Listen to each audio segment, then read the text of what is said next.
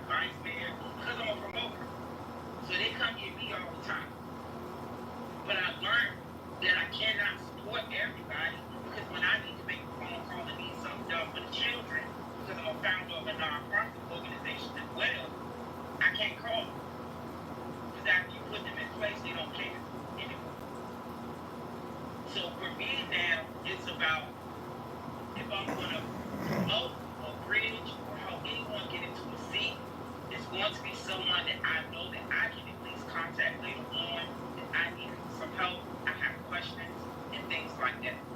But I have to be honest, guys. I have been watching the Democratic Party, and I have an opportunity to work with the Democratic Party this year. But it's election.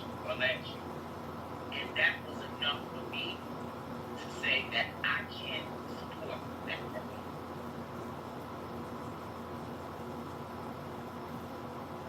You mean you can't work for them again?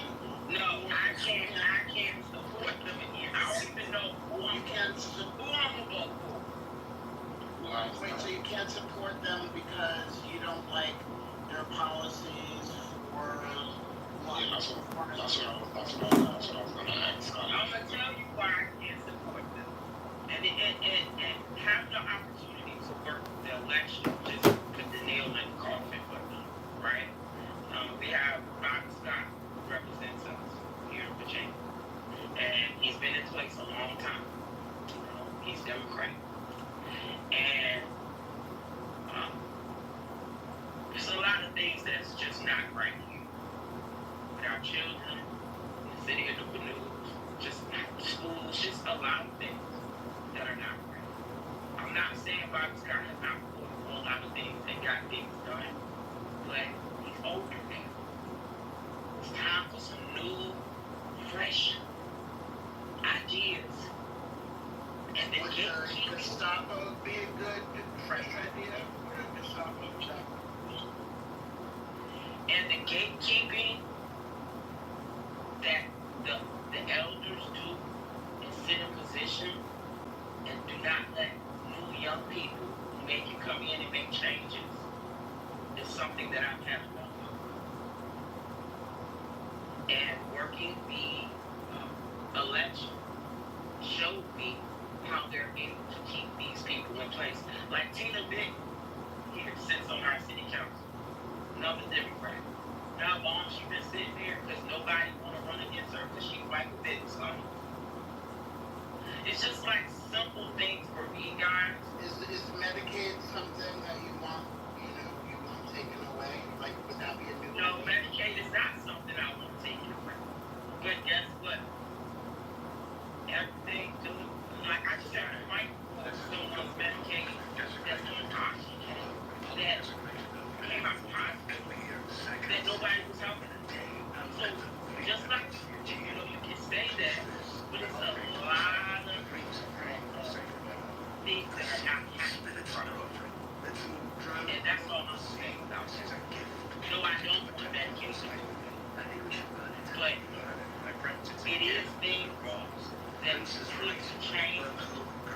And you have a lot of elders and a lot of people who are already off the cracks even without this happening. Because I do that type of work. That's how I know. It's like art. I don't do a lot of talking about things that I don't actually live into. So when I decided, because I already had it on my mind, about like arguing about this thing. Because I don't like a lot of the things I'm seeing. So Aaron, can I ask you a question?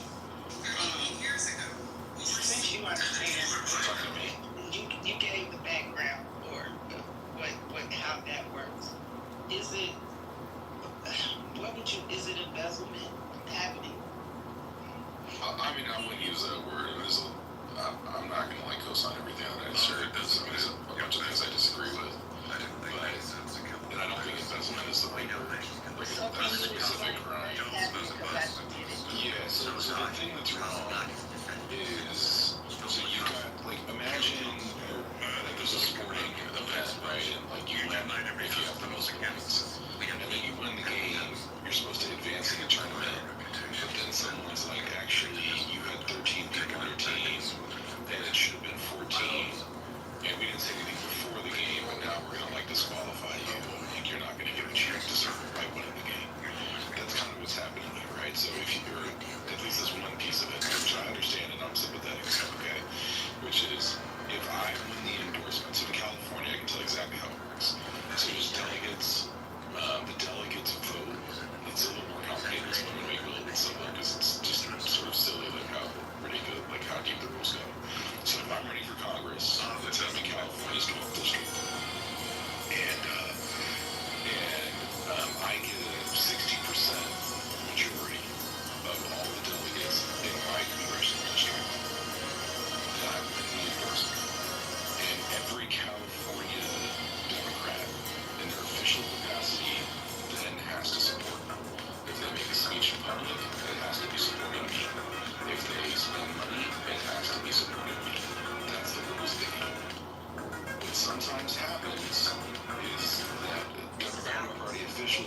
like the rules and they don't support the candidate. And this is a huge problem because one of the most important things they're supposed to do is give you data, and that data is worth a lot of money. They're supposed to have their clubs go out and knock on doors, make phone calls for you, and you know all that. And they're also not. They're very like specifically forbidden from working for the other candidates in the primary. So if there's 5 Democrats in my district, the only one any Democratic Party club or institution is allowed to support is me. So that's what I'm hearing is the problem that this woman faced in her particular race was they were, or I don't know if the candidate was a man or a woman, but that the candidate faced was that they won the endorsement, but they didn't actually get like what they were supposed to get for that endorsement. And this happens too much. So It's not a lot, but it's too much. with the embezzlement, let me tell y'all that the embezzlement part I see was a person could come there and say, I have 5 other people in my party with me, doing them, coming out and canvassing with me, right? And the 5 people don't have to be there. She gave the 5 packets to the lady. And you come back with your packets and you get the gift cards for each packet. That's exactly how it went. So what do you call that? She didn't have 5 people with her. She got five packets to canvas, 5 different areas. Came back with the packets, checked off, because you had to check off whether the person was there. You knocked on the door. Did you talk to them? No, yeah. Like, sir. You have to knock on the door. You say, did you talk to them? Did you not talk to them? Are they going to vote? Are they not going to vote? This is what we had to do. You get 5 packets. And I'm talking about, you got 200 people. You get 200 people per packet. All of them. You go in whole apartment complexes doing this. So Tamara, it sounds like That's called people finessing the system. They ain't got nothing to do with the party. You know, and after that. it was like 2 things. I think she saw things on 2 different levels. Me too. That's what I got out of it too. Sorry, no. Yeah. No problem. Like what Arab described, you know, in terms of like a state election, you know, and you are supposed to support the endorsed candidate, and it sounds like they didn't want to support the endorsed candidate, so she witnessed. I mean, technically, that's I don't know. Is that like illegal activity or just unethical activity? I don't know how to do Oh, it's illegal. It's just illegal. It's illegal. Supporting the wrong candidate is not illegal. It's just against the rules of a private club. That's all the Democratic Party is ultimately. Now, what so, and then if you're, if, for example, if what she's saying is correct, that like, they were paying canvassers to not put out the person's information. In canvassers, right? But a person can come up and say, I have 5 other people that's going to be with me today. Right. 5 people don't have to be there. I got that. Too. Those are people finessing the system for some money. That is normal shit. Well, you know. Yeah. Those aren't the same things. Yeah, those aren't the same things. Like one is the first thing you're talking about is like a legitimate criticism of the inner workings of some people in the Democratic Party who aren't following the rules. The other one is, like what Brooklyn said, people finessing the system just to get more money, you know, out of campaigning. I mean, so, you know, even in my city, I mean, there were people that were saying they were campaigning in certain neighborhoods, but they weren't really doing that. You know what I mean? And so, that like, you would think that they were going door to door, but they're not necessarily doing that, you know. I mean, I guess like there's a level of fraud, you know, fraudulent behavior, you know, that some people engage in, but that's not like, I think for your, for what you're talking about, Tamara, you have to ask yourself, are you sure you want to switch parties? Or do you want to be the whistleblower? You know what I mean? Do you want to be the corrective person? Do you want to like find somebody to actually run? Do you want to be in charge of the state party? I mean, there's a number of different things. I mean, I do feel bad because it does sound like you're somebody that, sort of an innocent person that was looped in, and then you get to see like fraud, and now you're like disaffected. Well, Doctor, I already had, from what I explained to you, I already kind of had, some feelings, just regard on the elders, just sitting in seats. You know what I'm saying? Like, cause I go to city council meetings and I go to school board meetings and all that stuff. So, I'm seeing how my age range of people, I'm 50, late 30s to 40s, they're not even voting or even taking part in any of this stuff, right? So, it's like we're stuck with whatever, whoever's in place, we're pretty much stuck with. That's great. And a part of doing these different things is what you're supposed, it's your civic duty. So I do these things because it's what I'm supposed to do as a community leader. But what I realized is I can't do that for everybody. That was one of the things I shared with you all. And they're getting in these seats and they're doing their personal agenda. And one of the things I'm going to share, and people probably don't like because I say this and people don't like it when I say it, but Donald Trump made a statement and he said that, we built this country. We did it. But the people that are in the seats are not doing what's supposed to be done for the people. And if I'm going to stand for a party or stand, including Donald Trump. Go ahead. Including him too. But again, I'm 50, sweetie, and I've been following this a while with the Democrats and the people. I'm out here helping the children and all types of stuff. Miss, can you explain to me what kind of argument you're making right now? I'm not arguing. I'm not arguing on communicating. What exactly is That's the issue with us. Tamara, it's giving you as a campaigner for the Democrats. Brooklyn, 1 second. Tamara, she's asking, what is your main point? What's the point? What is your main? Yeah, what is it specifically you're concretely seeing with everything that you boiled up into? Well, my main point was I was addressing Doctor when she was kind of like somewhat minimizing what I've seen. And no, I'm not going to let what I've seen be minimized. She's not minimizing it, but I am. I'm not. Because that shit is crazy, actually. Because the doctors is being nice. I just don't understand what you're saying at all. It's given that you're that you're promoting, or you're saying that Donald Trump is doing something good, while saying that you was a canvasser for the Democrats. You're seeing some crooked words.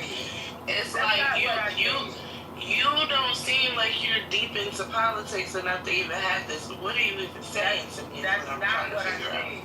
And don't try to throw Dr. Goddess under the bus. Thank you. Your question up here is, are Democrats out of touch? So, for me, I think that I'm communicating correctly for what your title is. I'm just a person who came here and wanted to share my testimony on what I experienced. But based on your argument, you seem out of touch too. I'm just saying, like, it don't seem like you know what you're talking about, to be honest with you. I'm very in touch. How many city council meetings and school board meetings? It don't even make sense what you're saying. That's how out of touch you I'm going to are. ask you one more time. How many city council meetings and school board meetings do you go to? For your career? my mic there. So Tamara, my only issue with what yours, because I believe that you had that experience on campaigning, and I am sorry about that. But that's not like the standard practice across the country. It's just not. I mean, I've seen it happen, I've heard it happen, but it's just not. I mean, even Aaron, told us a story about what happened in his a state election, in a totally different state. So we know it happens, but that is no reason to. And so it sounds to me like, and I hate to give you this challenge, but because you're so involved, it sounds like you need to step up your game. It sounds like you all who are upset about the local representation, you need to put up a different candidate. Like, it sounds like you feel a little defeated, like you can't make a change, and I disagree, with this idea that like everything has to stay the same. If you feel like your local representative is older and out of touch, then put up a new candidate or run yourself. Period. That's what has to happen, and that you can win. Like, local elections are not hard to win. They just take really? more dedicated and want Not to hard to it. win a But I local guess the election. other question, because we've been in here and we have been criticizing the Democratic Party. This is true.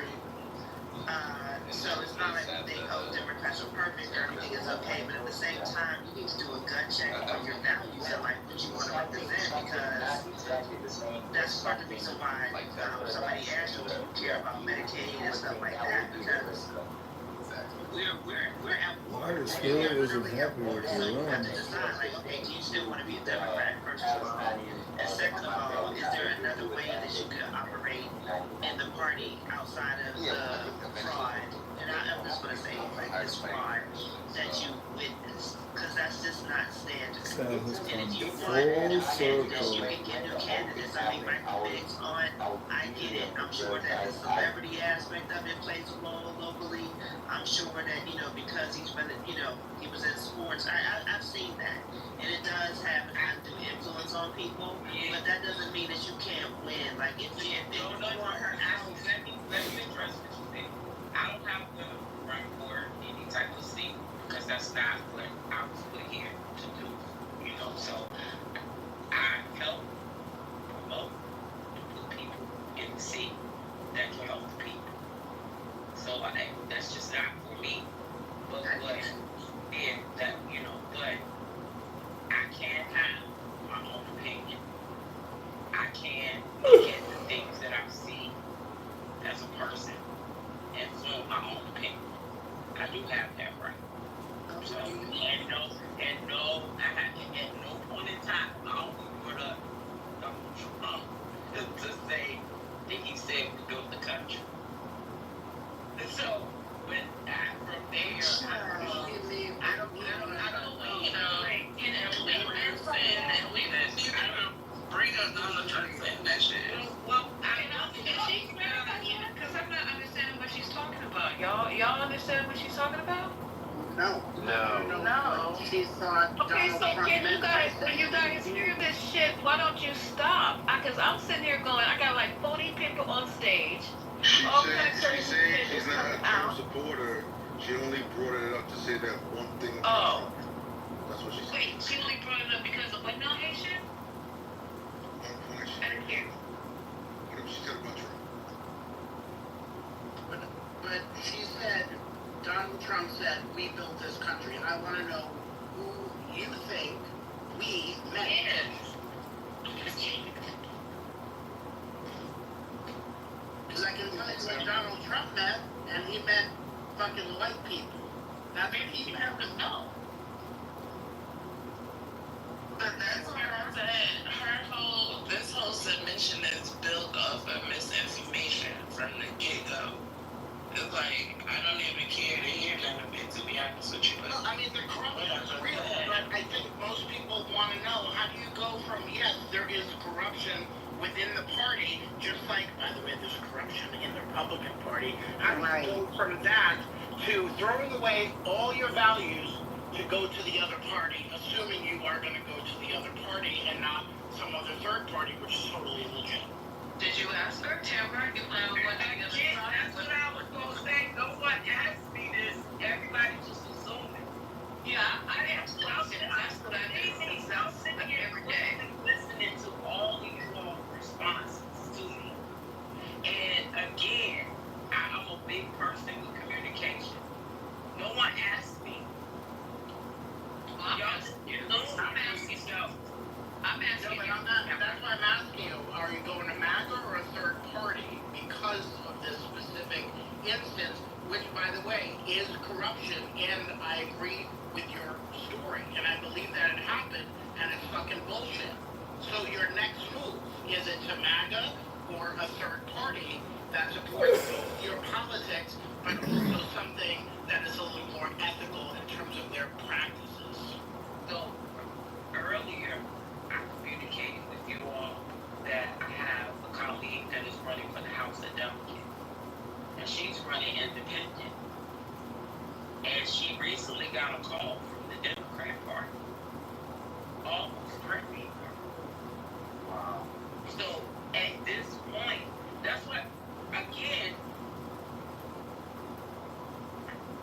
I can't do anything but be a person goes by what I'm seeing and what I'm involved with.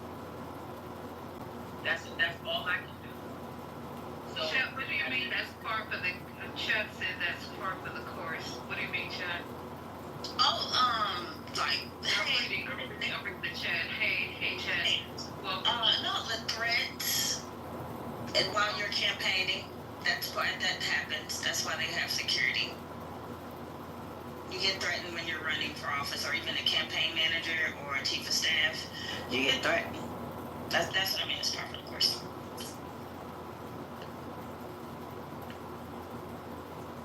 Is that unique to one party? Absolutely not. No. Absolutely not. Mm-mm. Thank you. And Tamara, I had said that you look like, I mean, I'm assuming that you're not alone. So if people agree with you, it doesn't take that many people to suggest that somebody else run against the people that you want to replace. I mean, I just said you should. I said you could be the candidate, but that's okay. You don't have to be. But I also said put somebody else up to run against whoever you don't like. Michael thinks on it. She can be defeated.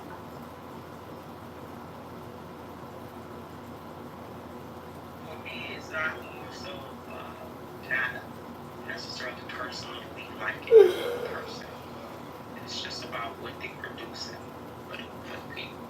For me, it's not a personal thing. She didn't have anybody to run against. If you already say that, no one's running against her because she's a bitch. It doesn't. If you don't run against her, not you. If she doesn't have an opponent, she will surely get the office. If she has That was all my statement. Okay, so Tamara, I'm a little frustrated because you have like 1 foot in and 1 foot out, and you sound like you're passionate enough to have both feet in. No, I'm not being in with what I'm seeing. I wasn't saying being in cahoots with the people who are engaged in fraudulent activities. I'm talking about if you live there, if you don't like your representative, if you don't like my critics on, and other people like so the one thing that you can do that's real basic. I don't know if you want to out yourself, I guess, but to have somebody put up a poll or put up a Facebook post and say, I'm really tired of our local representation. I really want to change on city council. Who's with me? Like just something basic like that so that you're not just out there by yourself. And then you'll see whether or not the people believe that they're being adequately represented or not. And if enough people believe that they're not being adequately represented, then a candidate needs to come and challenge her. If there's no candidate, she will surely be reelected into the same position. That's how democracy works. I'm not so focused so much on her. That's not, not necessarily my focus. As I said, I have someone running for the House of Delegates, and she's running independent, and she's running because of the lack of integrity, the clickiness, all of what we're doing here, in the city of the news. It's just a big thing. We just had someone running for treasurer, right? And the person didn't even have the qualification to even qualify for this position. But he said he didn't have to. You know why? Because he was a congressman. See, we vote off popularity around here. Everyone does. We're not. Yeah, I know. We're not voting for the right people for the issue. So, a lot of the people here that are popular are Democrats. So, like I said, guys, it's just a lot of things that I've witnessed over the years. It's okay. Lisa, that's what we were trying to do prior. Get her point, but I tuned out, so. She's in a smaller city, she's in Virginia, it's not New York, it's not LA, so it's like, she's reporting real time what's happening on a local level. It's the same shit happening on a large scale level. We can get upset with Virginia. Virginia is a big state. Seriously. You know what I'm saying?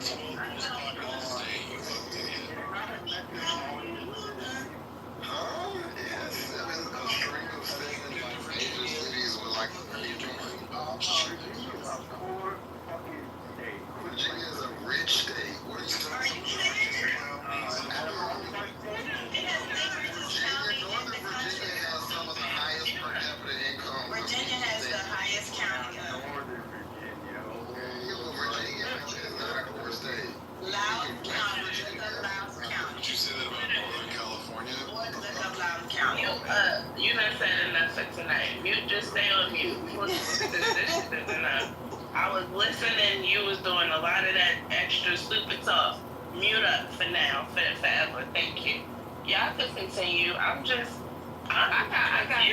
I was confused too, but I was trying to listen intently because Dr. Goddess wanted us to go ahead and play this out. So I played it out. I understood some of it, and then the rest of it I didn't understand where there was an issue or what's going on. Because Yeah, it was confusing at first. And I'm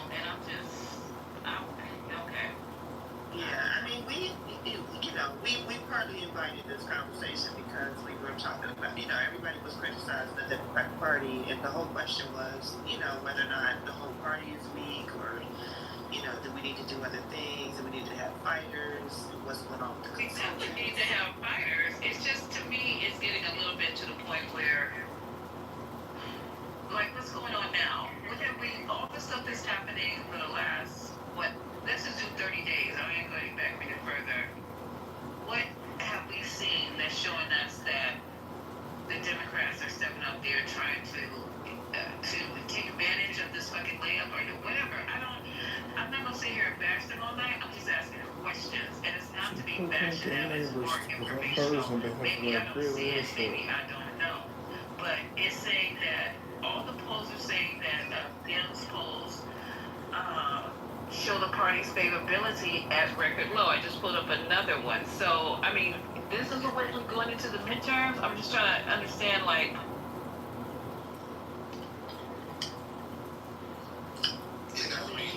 They need to figure out, and look, the Democratic Party is like a concept, is not one thing, right? You got your local clubs, you got your county, you got your state, you got a bunch of different federal institutions. Like, there isn't one thing, even though I know we're talking about it that way all the time. So some places they do a good job. Like, I think the Wisconsin State Democratic Party does a pretty good job, for example. I like definitely that. You might know better than me because you're right there, man.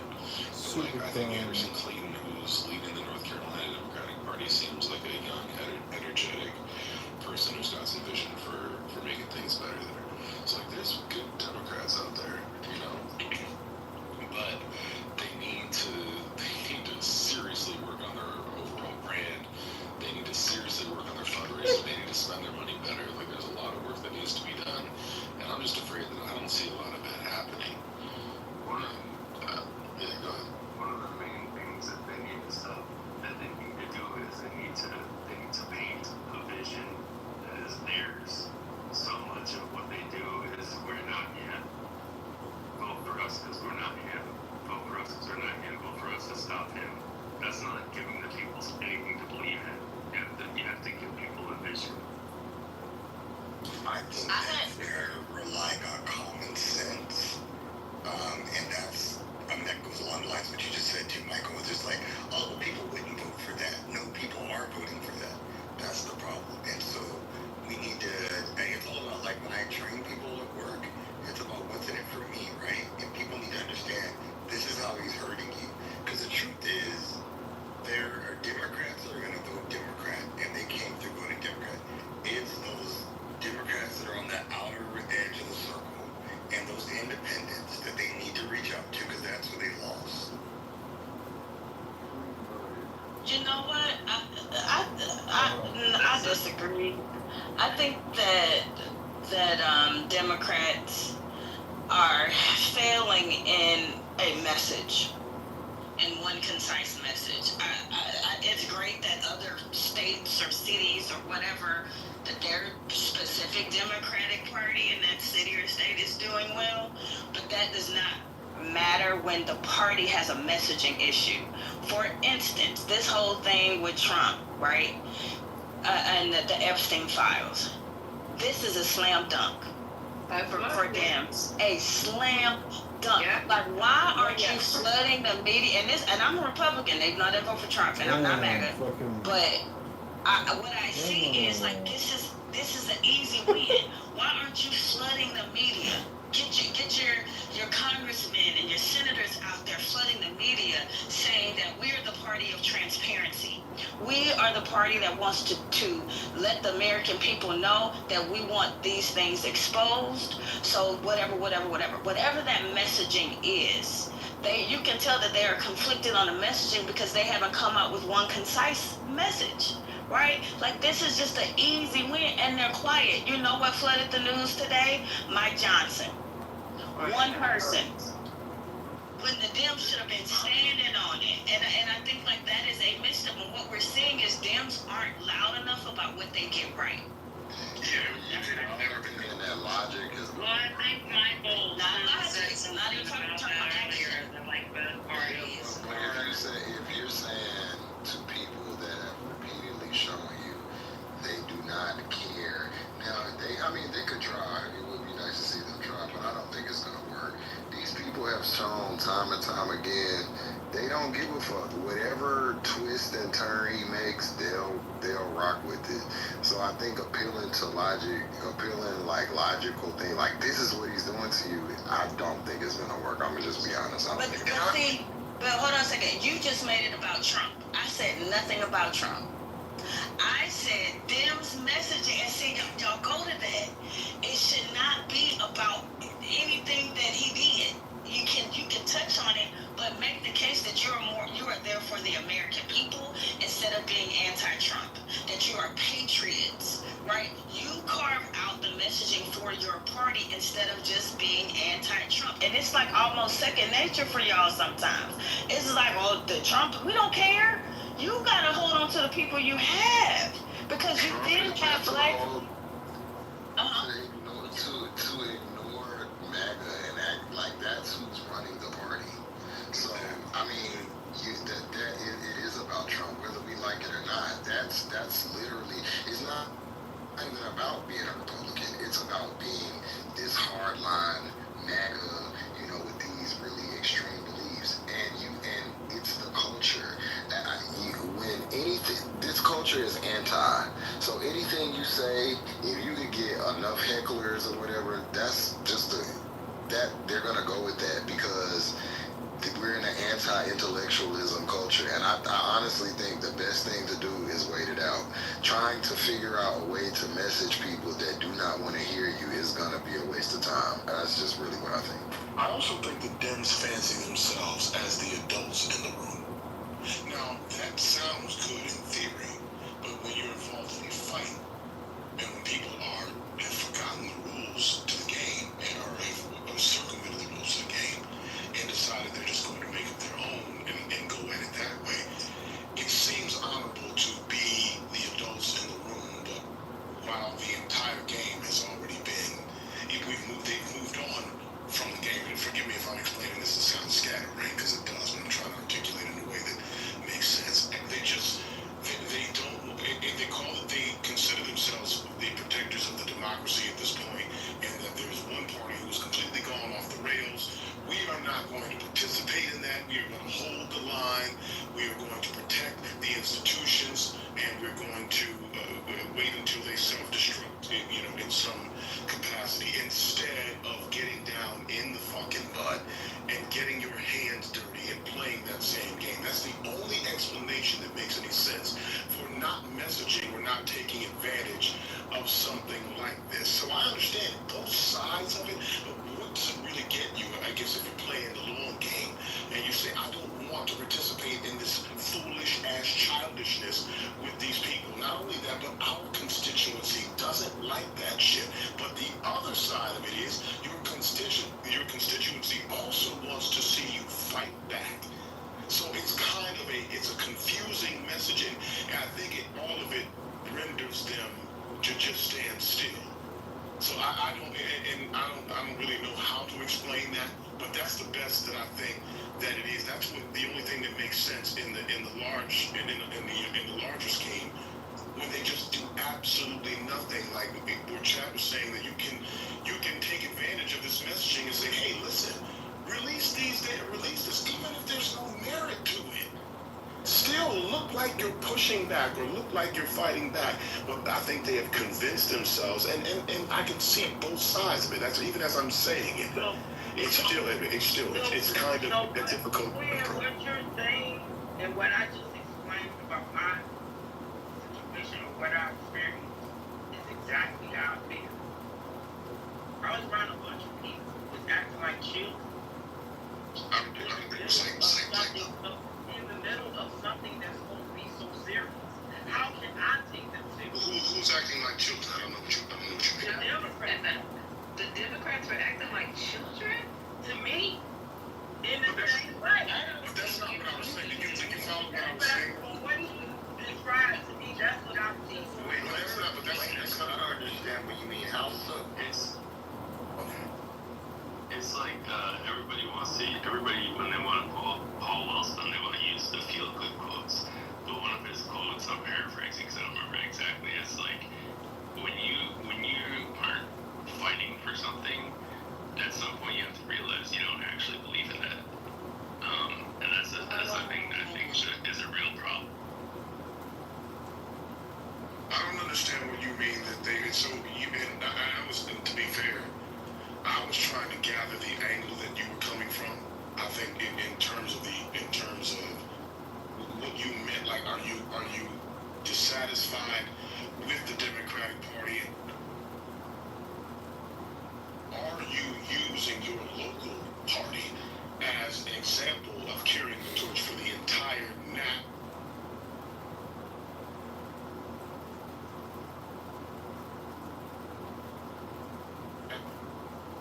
Is he in the Matrix, or am I sure? So your local party could be doing something completely in a way that is not reflective of the national party. From what you were describing, even with how they're handling, like the young lady.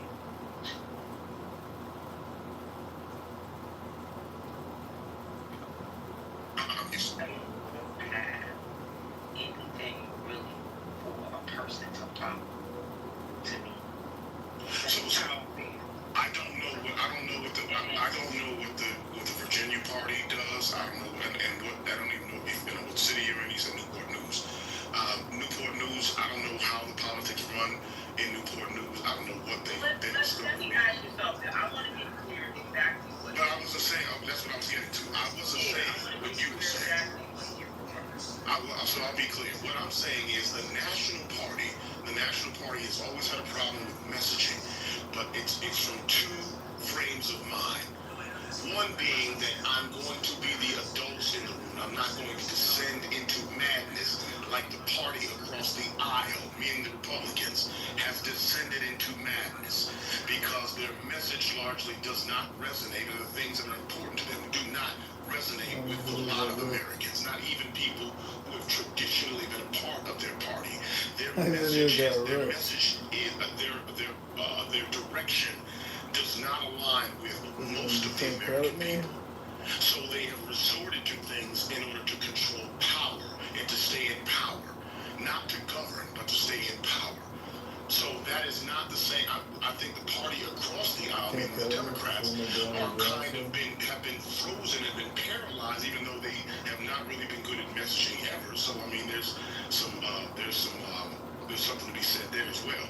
So this is not really much different than what they've always done, to be fair. But it's not been this bad. I think when it's as obvious as it is, they've allowed that to paralyze them and to do nothing instead of making a decision to either respond and participate in that to some degree, or to go in the complete opposite direction, and as RJ eloquently put in the chat, is to actually have a message, a vision of the future, to keep saying that, but either message has to be constantly coming at people the same way the nonsense has been coming at other people, which, to be fair, listening to what you have said, it has reached you too. Because I've heard a lot of your critiques about the Democratic Party, like I hear many of the people who are not really informed about the politic. But because the propaganda has come, because they message harder, meaning the Republicans, and I'm saying that without malice, they message harder, they say things all the time. Why they have to do that? Because their message does not resonate with people, so they have to keep pushing it out there. And for people who don't understand it in balance, they tend to go with the message that they hear because they really don't understand either one. But if I can convince you that the Democrats aren't doing anything for you, even though you don't know whether or not that's happening locally or nationally, it's just very confusing. You will be upset with the Democrats, and most of your critiques will be for the Democrats, even though the other side, in which Scotty was alluding to, the other side of the party is doing absolutely nothing for you. As a matter of fact, they're doing things to hurt you. Now, there may be instances where the Democrats could do more, and they absolutely can. They have been paralyzed, like I said, but I'm saying that they're instead of trying to say, listen, I'm going to inject myself into this party and try to make this thing move forward, it's just critique after critique after critique to tell you what they're doing wrong. That's what I've heard from you. That's not what I'm saying. I'm saying. Actually, the work. Okay. Right. Okay. Actually, that's what I'm trying to say. You can't pay this for friends down When there. I injected myself in the party to actually do the work, this is what I see. This was the result. But you keep taking us back to where you are, and we've got that messaging already. Yeah, that's what I mean. Where she is, that's what I'm saying. Where you are, where she is. And this is who you have to get messaging to. This is what I'm saying. Exactly. Very difficult when you kind of running up against a wall. Like, people do not want to hear certain stuff. Like, they're just kind of resistant to it. That's just what I've noticed.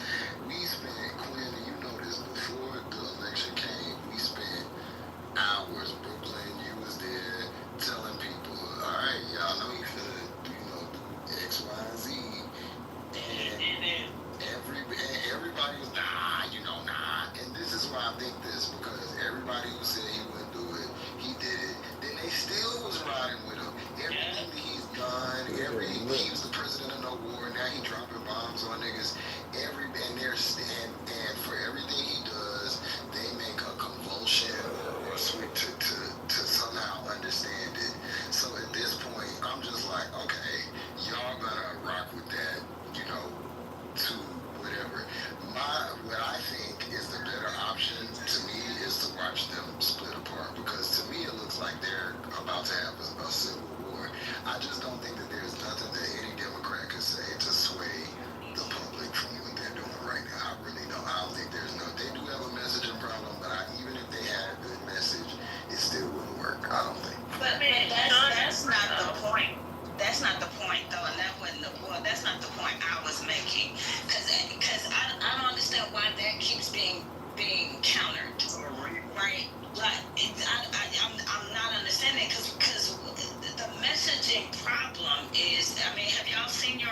ratings. Like, damn, what, matter of fact, let me make an example. Yeah, it's lower, right, Brooklyn? So Brooklyn, what are the things that matter to MAGA? Give me 3 things. The trans people, immigration. Why the fuck I think immigration and abortion? Okay, so what 3 things matter to the Dems? Education, healthcare, Anything that matters to Labor. And human So, rights. You can't cut me from falling down and jump to switch to it.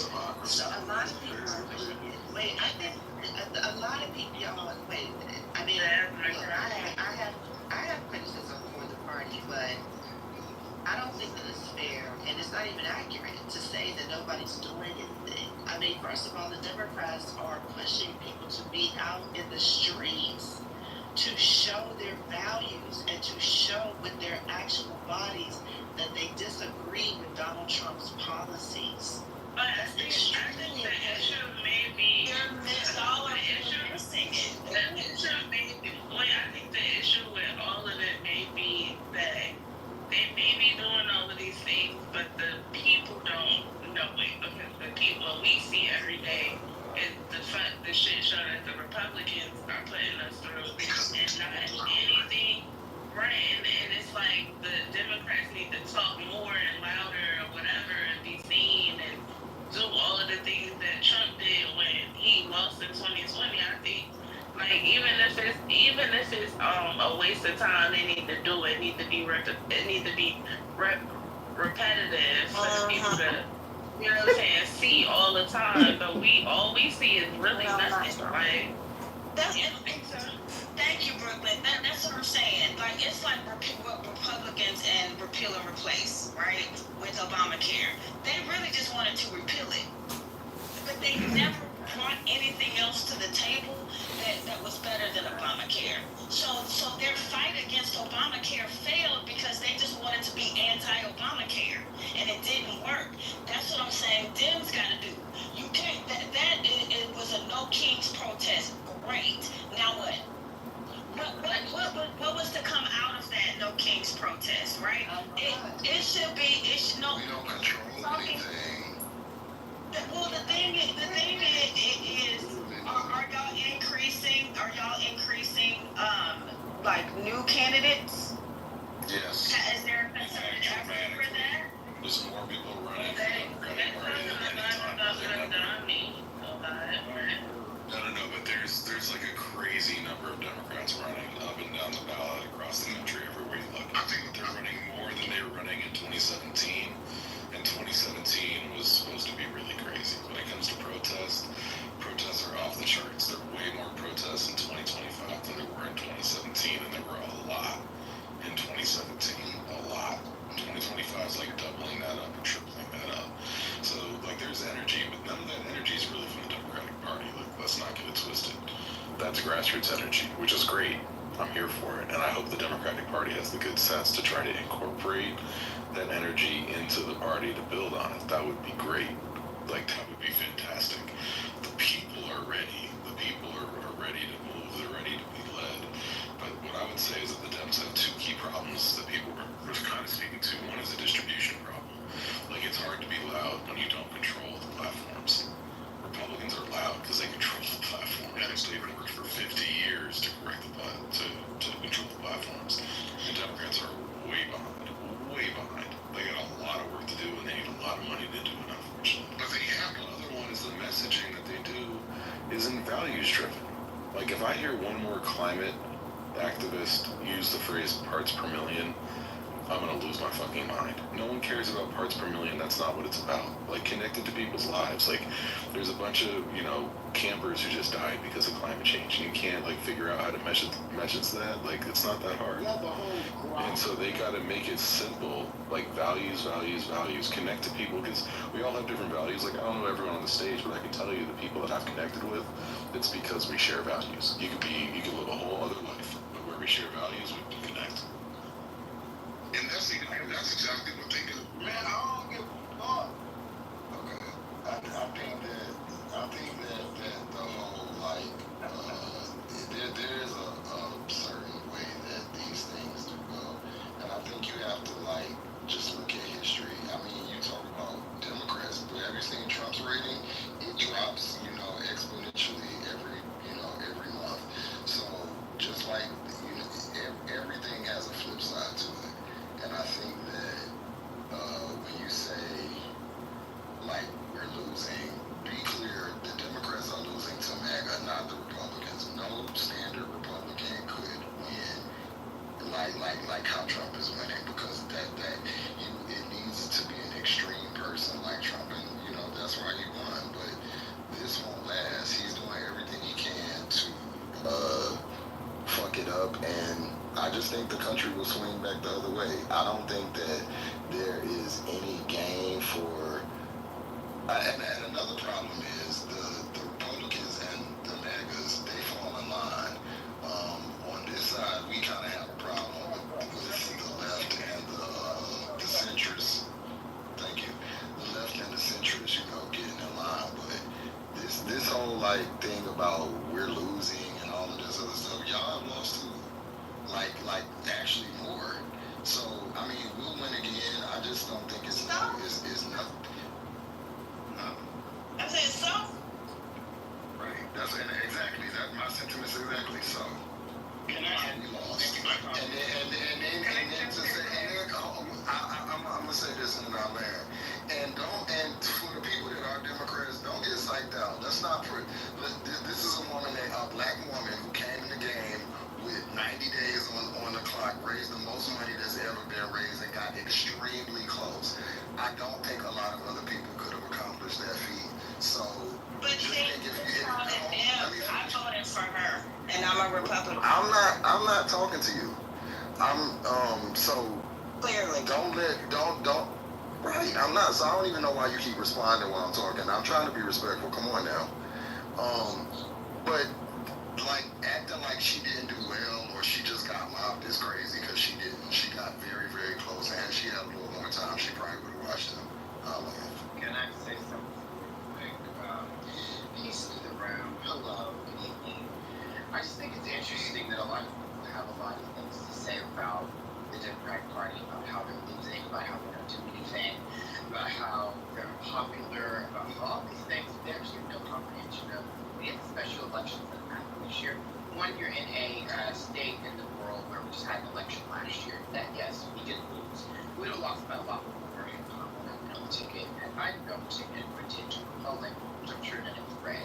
Secondary, when you look at all of the different special elections, Democrats have overperformed in almost every single one, including Florida, where Josh Wheel is running for the Senate seat that Marco Rubio had. It's Ashley Moody, the lieutenant governor, got appointed by DeSantis, which I know probably that you know as well. Secondly, when it comes to the party, you do have a lot of candidates. You have an open performance. You have a long list of people who decide to start running who aren't better run. You have even Dave Cobb, very much to the far left, who he's propped up. Yeah, they're not winning because a lot of the establishment then, or liberals that have decided to run, they're the ones winning. But if you look at primary tonight in Arizona 7, which I'm sure no one probably followed this room. The daughter of the man who died, I'll say that, no dog memory, she actually won primary, not everybody else can. But Democrats aren't doing anything. Democrats aren't winning. No one's running. Everyone's doing everything wrong. Both sides are the same. Democrats will never win again. Democrats have no strategy. Democrats didn't just go in New York. Yes, in a D plus 30 state, but their far left candidate didn't just overperform and actually make history with his particular numbers. Democrats, no one cares. Democrats are going to lose New York. Democrats, all the Republicans lose to the Republican that's in the House that's going to run against her. Democrats are going to lose everything. California's going to be lost. Cheryl over in New Jersey, she's going to lose too. The dumbasses in this room think so. They don't know anything about politics. They don't follow politics. They don't listen to anything. They are retarded people who are on that run their mouth. They don't actually study or know any data. They can't cite any sources. They don't know anything about the party. They just know about the politics. That's exactly how this party always, how people always are on this app. Come on, spread bullshit misinformation. Have John Adams go to experience with John academic announce anything, saying Kansas thing instead of Kansas thing. And we said this from the listen to them because people are fucking stupid and ordering that. I pointed out, Lord, I'm gonna go back to the audience, but it's embarrassing to listen to some of you people talk on stage. You don't know about anything you're fucking talking about. You're actually retarded. Stop talking about politics. You read a book. Actually get on. You don't even have to watch CNN. You can go watch any other news program. It talks about the local elections. Talk about all the swing states, swing districts, the vulnerable ones. What is the $90 billion concession package that was voted on that Murkowski and colleagues voted that they won't even allow to proceed? You don't know. You don't know about anything that the Dems are doing behind the scenes to stop certain things. You don't know about Josh Hawley, who decided, oh, I'm a Republican and I'm going to now try to put an amendment forth, a bill forth that's going to say, just what the Medicaid that we voted for, the OBB will no longer go into effect. Like you don't follow politics. You run your mouth. You go on Twitter. You go on Facebook. You see your dumb old relatives talk about shit. You don't understand anything you're talking about. These rooms are important to educate people, but a lot of you don't want to educate. You're stupid and wrong. Stand in your dumb opinions and think your vote matters. It does not matter. Your one opinion doesn't matter. The collective is not on your side. You're one of the unfortunate, forgotten idiots who are never going to change. And no one cares about Trump's evangelization. I don't care if you in this room think that's like an individual. Fuck you. I don't care. You're wrong. I'm right. Okay, I agree. Hold on. I've been trying to jump in. Hold on, y'all. Yeah. Oh, sorry, Lisa. I'm sorry, I don't want to be disrespectful, but I'm trying to just stay quiet because of certain subjects that I'm not mastered. I agree with Matt, but except for the name calling part, but I agree with what he's saying. So this is spaces to learn. I don't really agree with calling each other names. I don't. Because, stupid, ignorant, dumb, all that. I don't think we should be doing that because if people are here, maybe they are here for that reason to learn. And some of the people on the stage, well, we don't know. I can't read your resume before you start talking. I don't see your transcripts. I don't see any of that, so I don't know what you're doing. I don't know you. Your circles with mics on there, so I have to wait for you to start talking. So as to understand who you are, how much you know, and whatever. So let's try to figure out. Let's just keep on opening up the subject because there is a problem. There's a messaging problem, and if anyone disagrees, I like to hear it. But someone said it very well, or like Trump strongly, that this is a layup. All the stuff that's happening now, I've been the ones, I don't want to say me, I'll just say it's been said over and over and over that the Dems should be hitting hard. It should be everywhere. It should be them. We should see them everywhere talking about all this shit. They got so much. Damn. To talk about and to get themselves set so where the people who we call it stupid, dumb, and whatever can hear these, and that's. I'm not gonna do that again because you automatically turn off your audience just because you're calling them stupid and dumb. Yesterday I lost my fucking mind when somebody called me stupid. They didn't know me from Adam, and you're just gonna call me stupid when I open my mouth and I'm getting ready to say, you don't know me, I don't know you. So I'm not going to do that tonight, maybe another day, but I love what you said, Matt, because everything you said was 100% correct. We do need to do a little bit more time studying.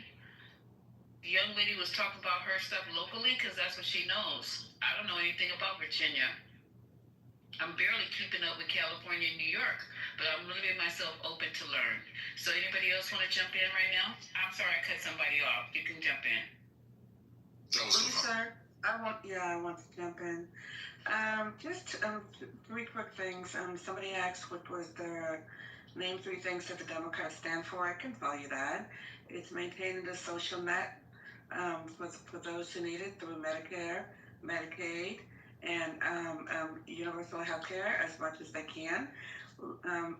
Shoring up unions through labor so people can have a livable wage. And then, of course,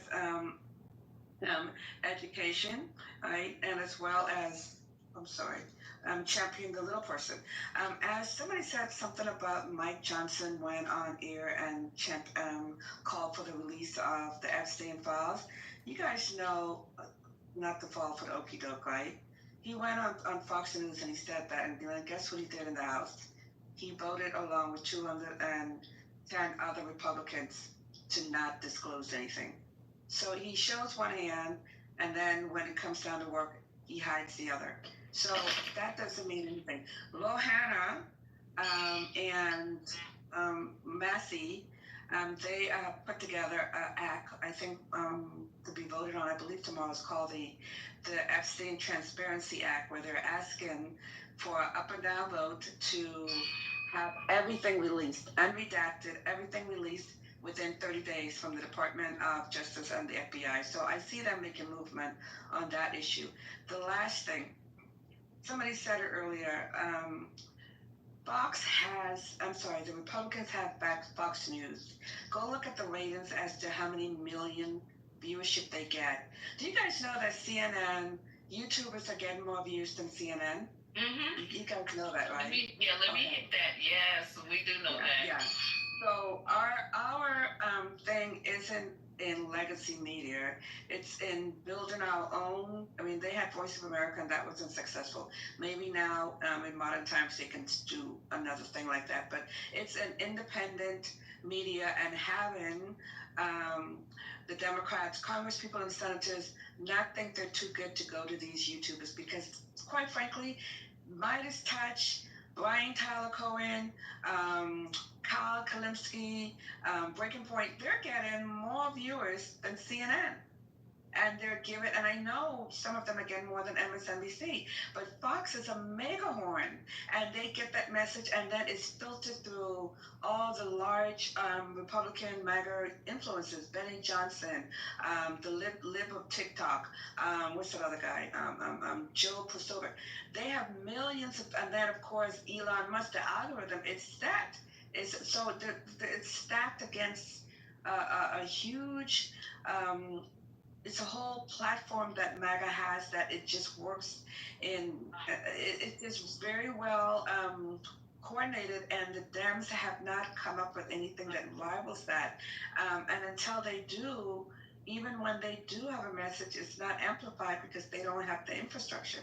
Yeah, you have to get ahead of the curve. So, I mean, I think that first of all, we can critique something, we can love something and still critique it. Right, we have to establish that because I may or someone else may say something about the Democratic Party and we have a critique doesn't mean that I'm going against the party. It's and nobody implied that. I just wanted to put that out there just in case. But I think that the bigger problem that the Dems do in some cases is their plans are better. The way that they want the direction they want the country to go in is way better. So it's frustrating sometimes when that message doesn't reach even the people that they that actually support them. Now, the American people, by and large, are not politically informed or otherwise educated people. So we have to approach that with that in mind. And we can be real about that and not be insulting. That is the reality of where we are. So we tend to wait sometimes until the Republicans fuck things up so poorly that they don't have another choice but to swing back to the left. And then once you have gotten the reins, and then you're showing people the direction the country's going in, and it's a good thing, you don't take advantage of that and continue messaging even when you are doing things that are good. See, we are doing things that are good. We're trying to advance the American people in the right direction. This is what we are doing for you. This is what we plan on doing. But what we allow them to do is to message better than they do, even when you're doing better than they are. So it appears to the people that I just described that you're not doing the job the right way, even though each time they grab the reins, they are not interested in governing in any way. So then they fuck the whole thing up, and then we start the cycle back over again, having these wild swings from the right to the left. That is in the most recent 25 to 30 years in the most recent 25 to 30 years. So the messaging has. I'm sorry. Go ahead. Sorry, I thought you were done. No, that messaging has to be better. Like, even when you're doing better, you still have to message. And Democrats sometimes have, we give people more credit than probably we should, in that they understand what's being done for them is the right thing. And of course, they're going to continue voting this way because this is what's being done for you. This is what we've been able to achieve. But you have to keep gloating.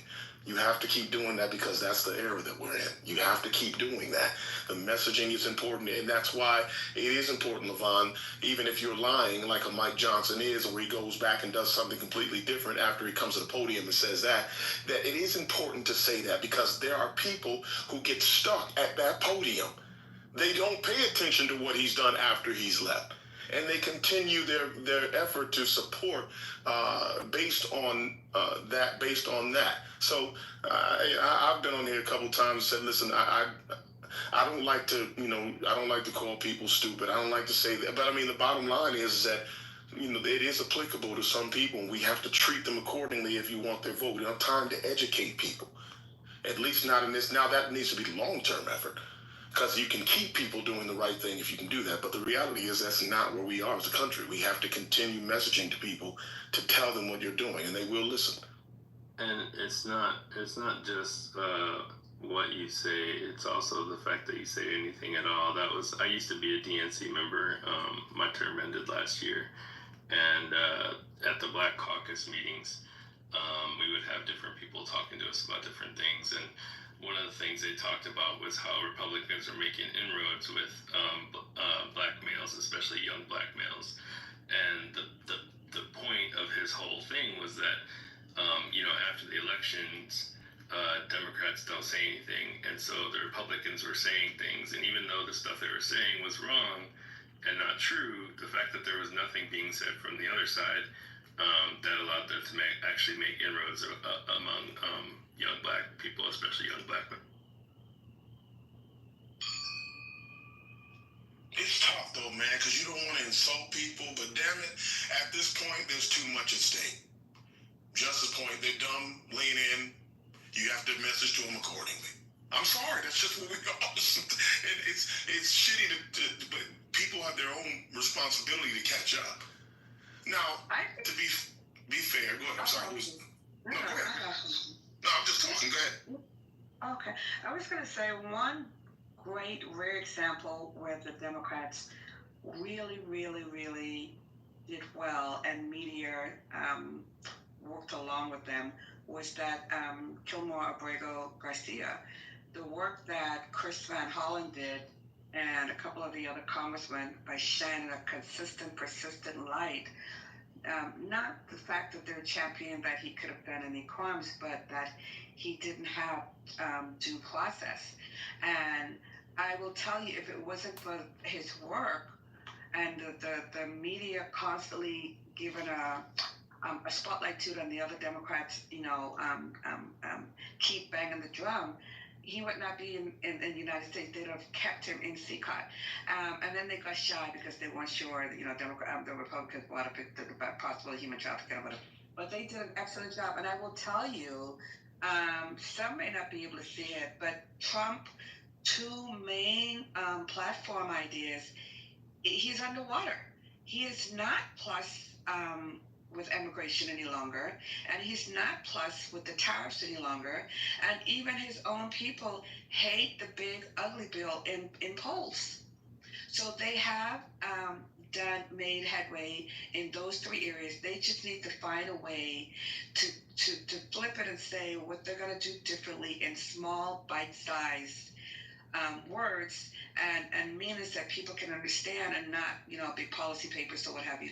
But they have made headway, and I'm thinking that they're on track on flipping the House, unless they do something, they German or whatever, but they're on track to flipping the House. So and we saw what they did in I'm finished right now. We saw what they did in Wisconsin. They withstood $20 million that Elon pumped into that judge race. We saw that Democrat that won in Iowa. broke tradition. We saw, I think it was, even in Florida, the two races here, they didn't win, but they came very close. And that was Matt Gates' old area, which is very, very red. They came incredibly close. So something's brewing. They just need to like keep on doing with more fury and more simplicity. And I think you may start to see those numbers change. I think it's a big deal when you have an Epstein, Donald Trump talking about not wanting to reveal the Epstein problems. I don't know if there's an actual list, but I'll just say problems.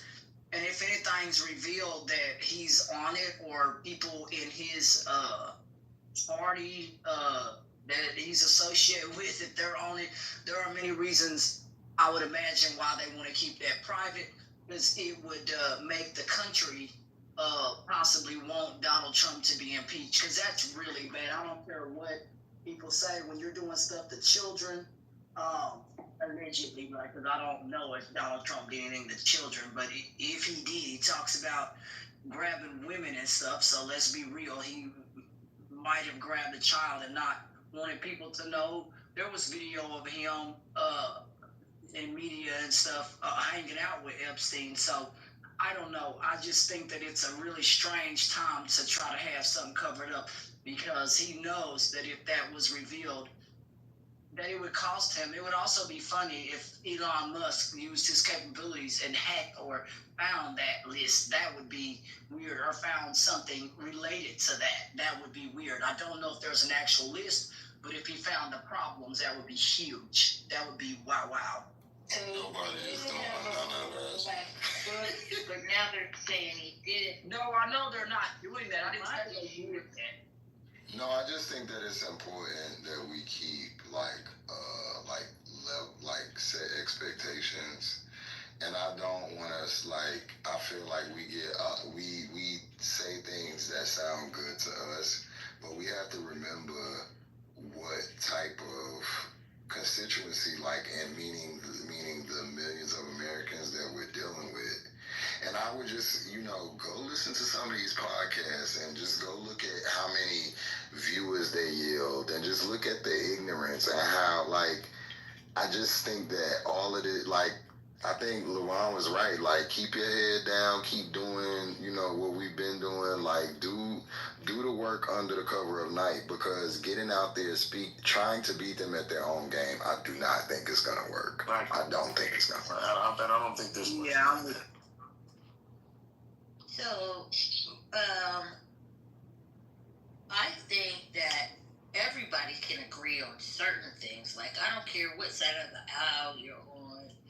You probably have an issue with the idea of the increase in human trafficking. You probably have agreement around the fact that our education system needs to be rehauled. I mean, there are things that we could talk about that we probably agree on that would get us closer to some type of cohesion than, always being on one side or the other of the aisle on every single issue. You know what I mean? But where is that? But where, in the past, where has there been a place where we all were oh, this is bipartisan, we all agree? It's not. We're not there as a country.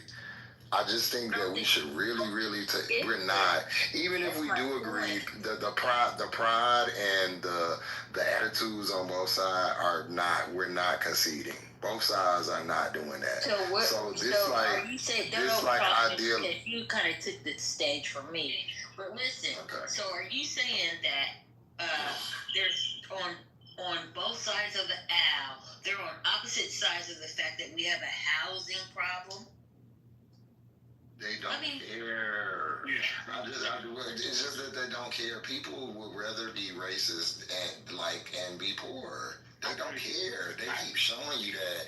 And the thing is we keep being oh my God, they still gonna stick beside them? Yes. They keep showing you. They don't give a fuck. And it just gets exhausting when we keep being well, if we do this message, they don't give a fuck. They don't care. You doing all of this, just do the stuff that you know, the stuff that we learned in civics to try to flip the party. And then when it's time, we can, you know, surprise bitch. Now we, you know, we got all our shit together. We got all our ducks in a row. Now we are forced to. Because you don't have an agenda. I don't like, what is this? We have plenty of agendas. The agenda right now is to just get this motherfucker out of here. That should be the agenda. Yeah, but is there one thing that both sides can agree? I'm sorry. Is there one thing that both sides? Because I think Snap, what you were asking, I'm just, you know, inferring. Is there one thing that both sides can say? You know what? We agree that we like this is something that needs a change. That something has to be done. Oh, no, there's nothing. No. But you're both being a little disingenuous about that. Of course, there are things and places where we can find agreement. There are, but there's several things that we can find agreement on. The problem is that we don't all prioritize the same things. So because I think healthcare may be important, you may think it's important too, but you don't prioritize that over immigration because you've been convinced. Well, and I'm not saying you, I'm saying in general. Because there's some people that don't prioritize it over immigration. Why? Because they have been convinced that immigrants are taking their jobs. And because they're taking their jobs, that somehow this is more important than their health care, at least in the point where you're asking them that. So yes, to answer your question and to answer her question, there are places where we find agreement. There's several places where we find agreement. What we don't find is where we prioritize those things. And because we don't prioritize them for different reasons. Some of them are quite fucking stupid. And you can't find middle ground with people who don't have a fundamental understanding of what it is that they are either critiquing or they agree with. And you can't use logic on a person that says that if I'm saying, hey, you're gonna lose your health care. These things are vital, and you're still talking about a trans person in a bathroom in California, and you live in Kentucky. We don't have a middle ground, baby. It ain't nothing that I can do for you. And me continuing to spin my wheels talking to you, and that's what you care about. You have heart disease, and these are real things as a person that works in insurance that I've dealt with. You have heart disease. You are at risk of dying within the next 7 months. And you are talking about drag queens reading books in a state that you never lived in. You don't even have kids. So there's no middle ground there. There's no because you're not logic. You may understand healthcare is important, but you think a fucking drag queen reading a book at an optional Barnes and Noble thing is more important than that. You would rather hurt or get something done about that than get millions of people healthcare or get millions of people raising wages or something. So when you have people that think like that, they're like, where do you come together at? And there's no really coming together. But that was my issue or my interpretation of prioritization. If we're saying, like, for example, immigration, if both sides have like a commonality to immigration, and I get like, okay, for group A, that is priority number 2, but group B is prioritization number 7. But if you know for a fact, it's like you have to meet somewhere. Like, why not start with that? If you both know that is on your checklist of things to do, why not start there and then? We've done that, and then they every time. I mean, just MAGA, they've rejected it. So I just think that trying to persuade them is just a dead. I think everybody, we're gonna have to get newer young people that are just that are just coming of age to vote, and the people that set out or whatever that didn't have. Those are the people we're gonna have to focus on. But this messaging that they're doing to these, I would say, radicalized right-wing people is just, we're gonna look goofy doing that. You know what I mean? Like Kamala can't come out and say something she's a lawyer. She's a woman who has accomplished things. Like, she's a smart person. She can't stoop that low, and it's not gonna be convincing, and it is gonna turn smart motherfuckers that fuck with her off. So she can't come out and say, yeah, no tax on tips, and I'm gonna promise you all, because she knows that, like, logic just has to prevail. It just has to. You cannot run a country. We're seeing that without logic. Yeah, it's not gonna. You're trying to find common ground with people who are looking through a different lens. So I understand fundamentally what you're trying to say, but there is either a bit of naivete, which I think it is, and listen, I don't blame you for that, because that seems like the most logical approach. But when you look at this thing more micro than you do macro, you understand that these aren't people that are trying to find common ground with you. What they are convinced of, and what they have been convinced of, is that you are taking things that inherently belong to them. So everything is from that lens. Even if they don't really, and I'm not going to give them that much credit, they understand what they're doing. Now, I'm going to stop saying that, because some of them don't, but most of them do. They understand that what they feel like is that fundamentally is that you are taking from them, or the people are detracting from them. That's the whole basis of what people have a problem with, what those people have with immigration, and the others have been convinced of. So what you're saying falls on deaf ears with them, not with other people. So you have people trying, as Jess was just saying, you have people trying to extend an olive branch to people who aren't interested in that. So what you're going to have to do is you're going to have to find a way around them. And the good news is that there is a way around them. We haven't spoken to people. There's a large segment of people in this country, if we're just talking about voting, who just don't fucking vote. Now, they are a problem too. So they are a problem in the sense that they are apathetic and pathetic as far as I'm concerned. But we have to address them in a way that is that speaks to whatever it is that they think is not being addressed. So there is ground to be made perceivably with those people. With the ones you're talking about, there is absolutely no reason. I have no interest in talking to people who are fundamentally invested in my demise. I don't give a fuck about them. I wouldn't piss on them if they were on fire. I'm gonna be polite and not call them dumb. Bitch, you are stupid, and you're trying to kill me, and literally actively trying to kill me, and I can't call you stupid. Oh no, I'm gonna call you stupid.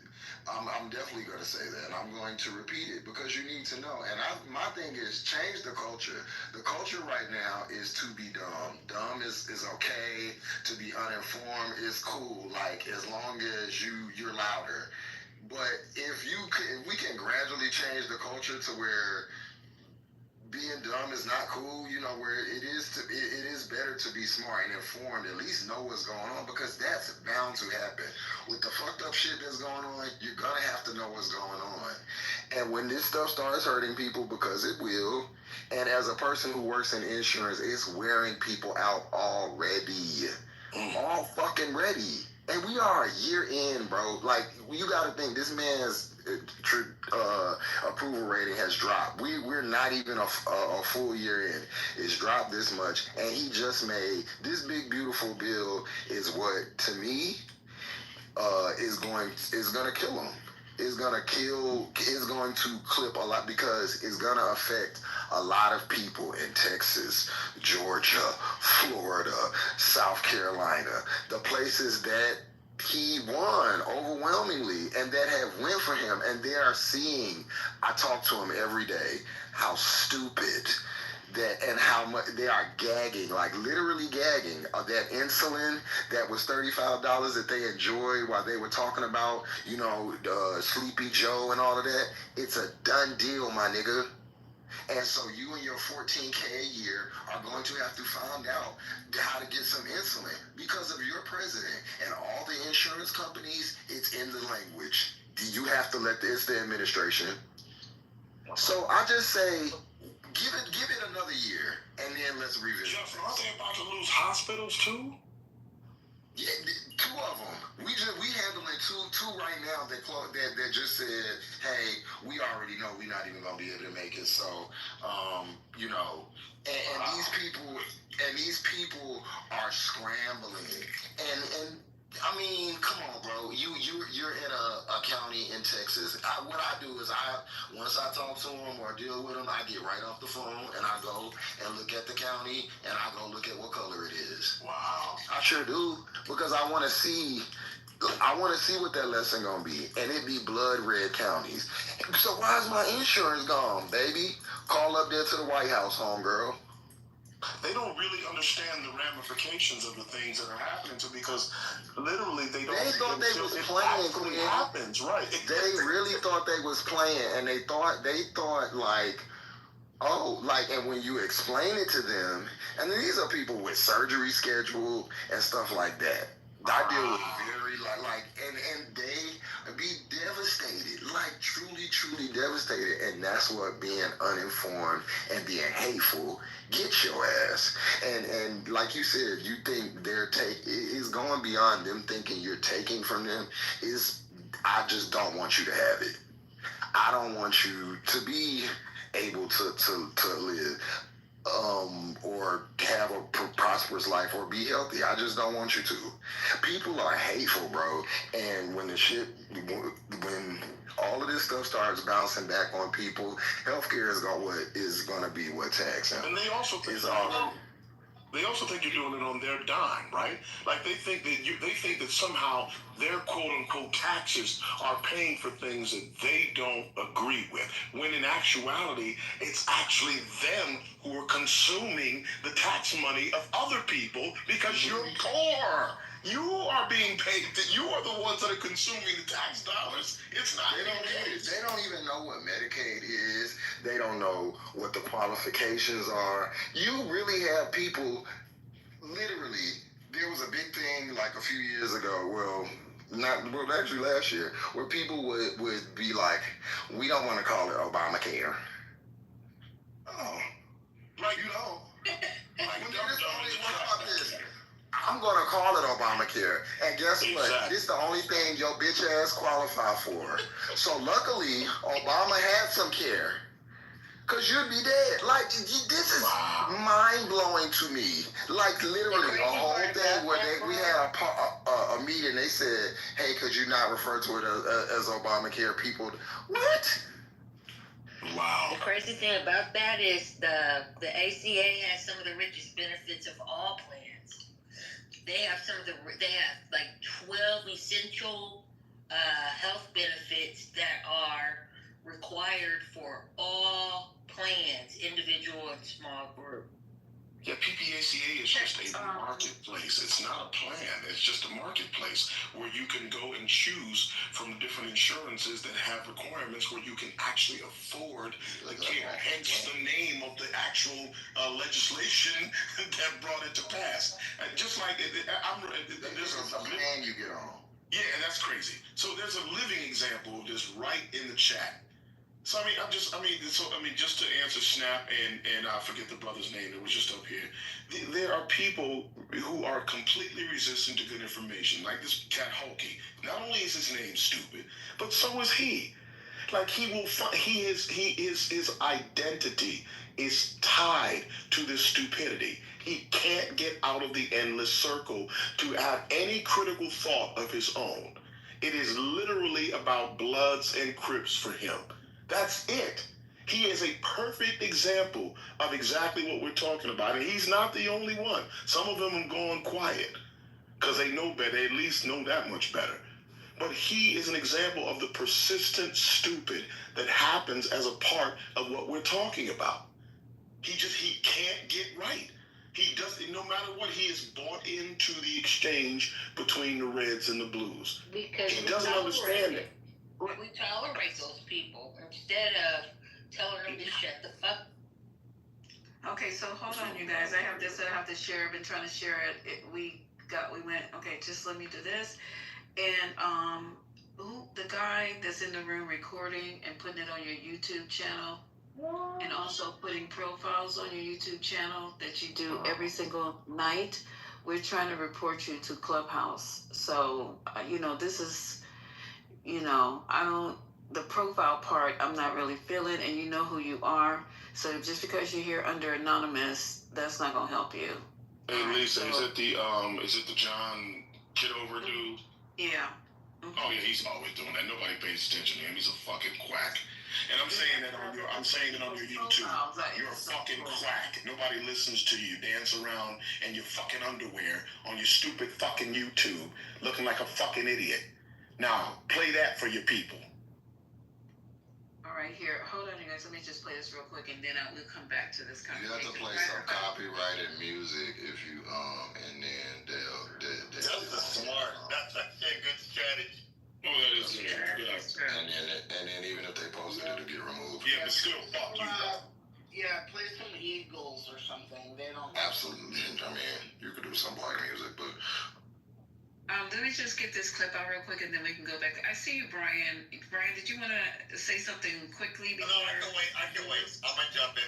Okay, real New quick. evidence today of growing Democratic Party woes. A new NBC News poll shows that only 27% of registered voters Mrs. Imack. view of the party. Its lowest rating in the poll in 35 years. The message? They want their party to fight back harder.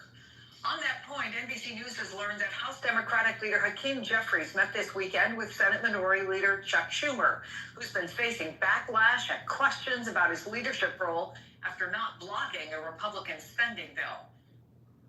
Do you think that Leader Schumer is the best person to lead your caucus in this moment? Senator Schumer certainly can lead this caucus. Is he the best person? He can lead this caucus, but we need to have a conversation inside the caucus about whether we are willing to stand up to Republicans. The only way that we are going to be effective as a caucus is if we change our tactics. Let's bring in Jake Sherman, co-founder of Punchbowl News and an MSNBC political contributor, and Basil Smikle, former executive director of the New York State Democratic Party and an MSNBC political analyst. So, Basil, Democratic voters agree with Senator Murphy. Their party needs to change tactics. This is no surprise to you. We've talked about this, but this poll shows 65% of Democrats want party leaders to stick to their positions rather than compromise with President Trump.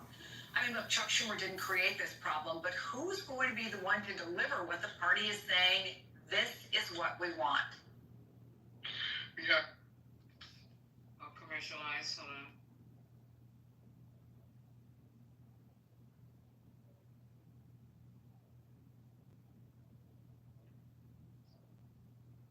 Yeah, I mean, it was a very tough poll. Let me just off the bat say that.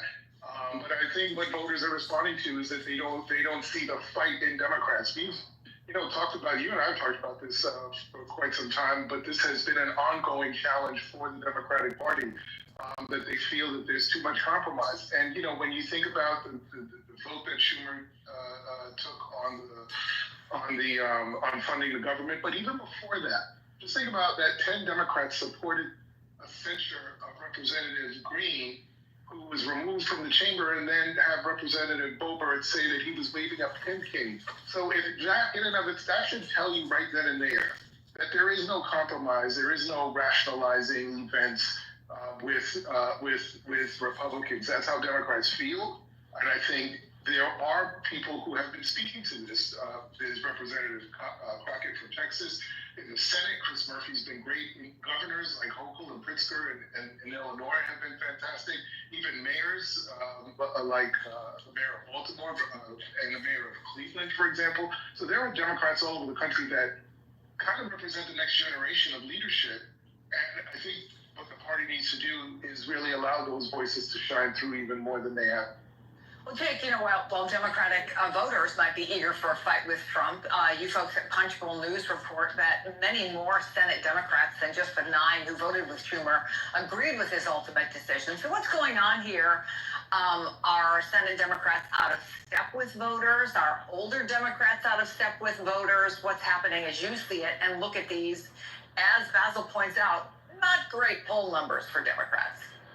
Well, first of all, I don't mean to minimize this because I think Democrats have a lot of real problems, but they have almost no tools to fight with.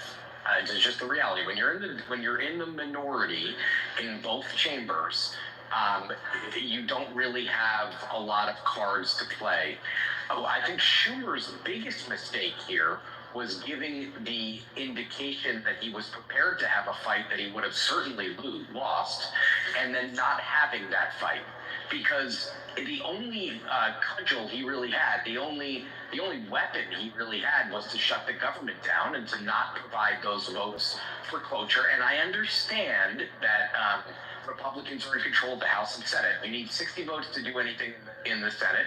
Once that bill got through the House, the onus was on Schumer to decide yes or no. And I understand that's a frustrating thing for some people, but he fought in his... I don't mean to interrupt you, but I feel like we have talked this in circles since, a couple days before it actually came to it.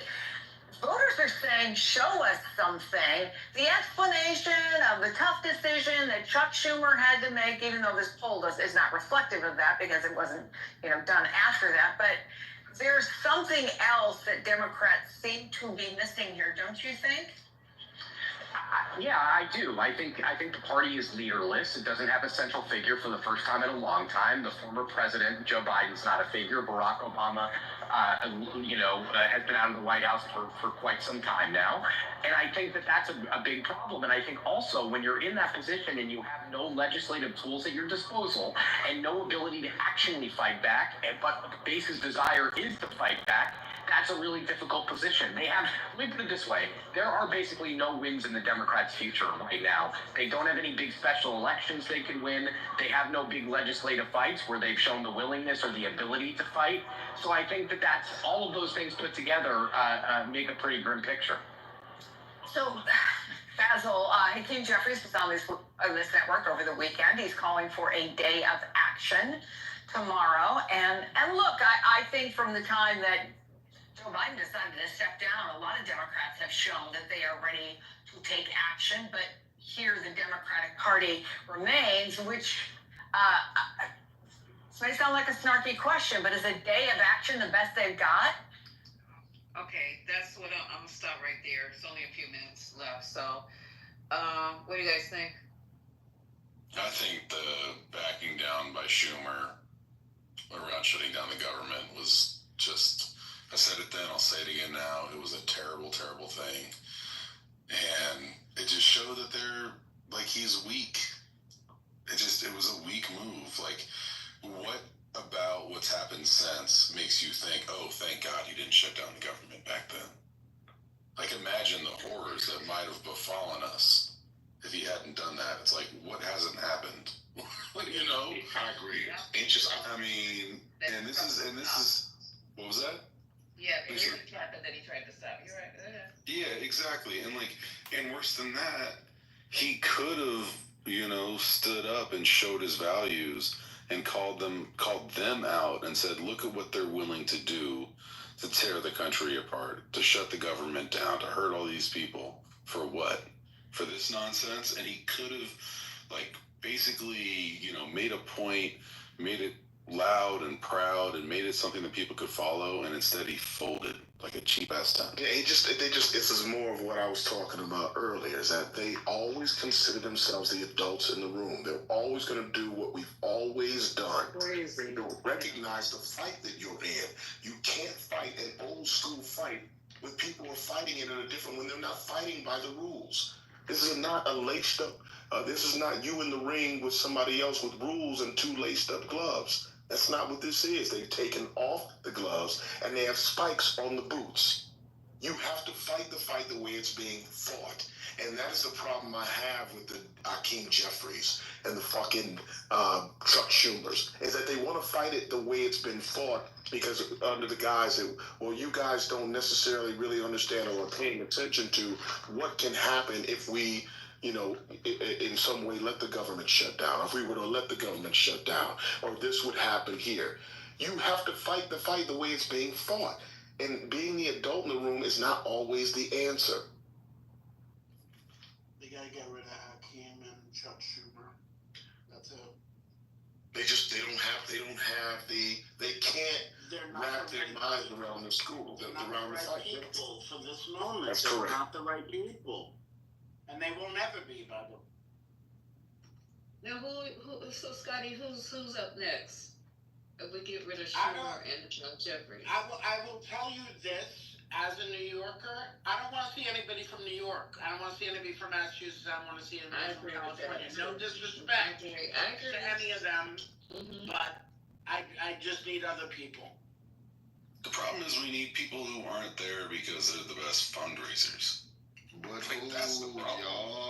y'all be saying, y'all gotta say somebody. Okay, here's someone who I absolutely love, was an up-and-coming rising star who has legislative chops, who understands values, who wins in a hard-ass district to win in. I think Lauren Underwood is incredible.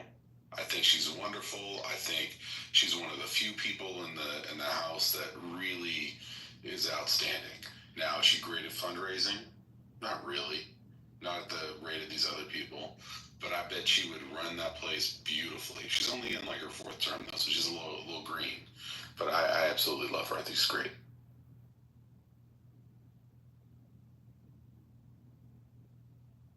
And on the other side, like in the Senate, I think Chris Murphy has shown that he's someone who's got some balls.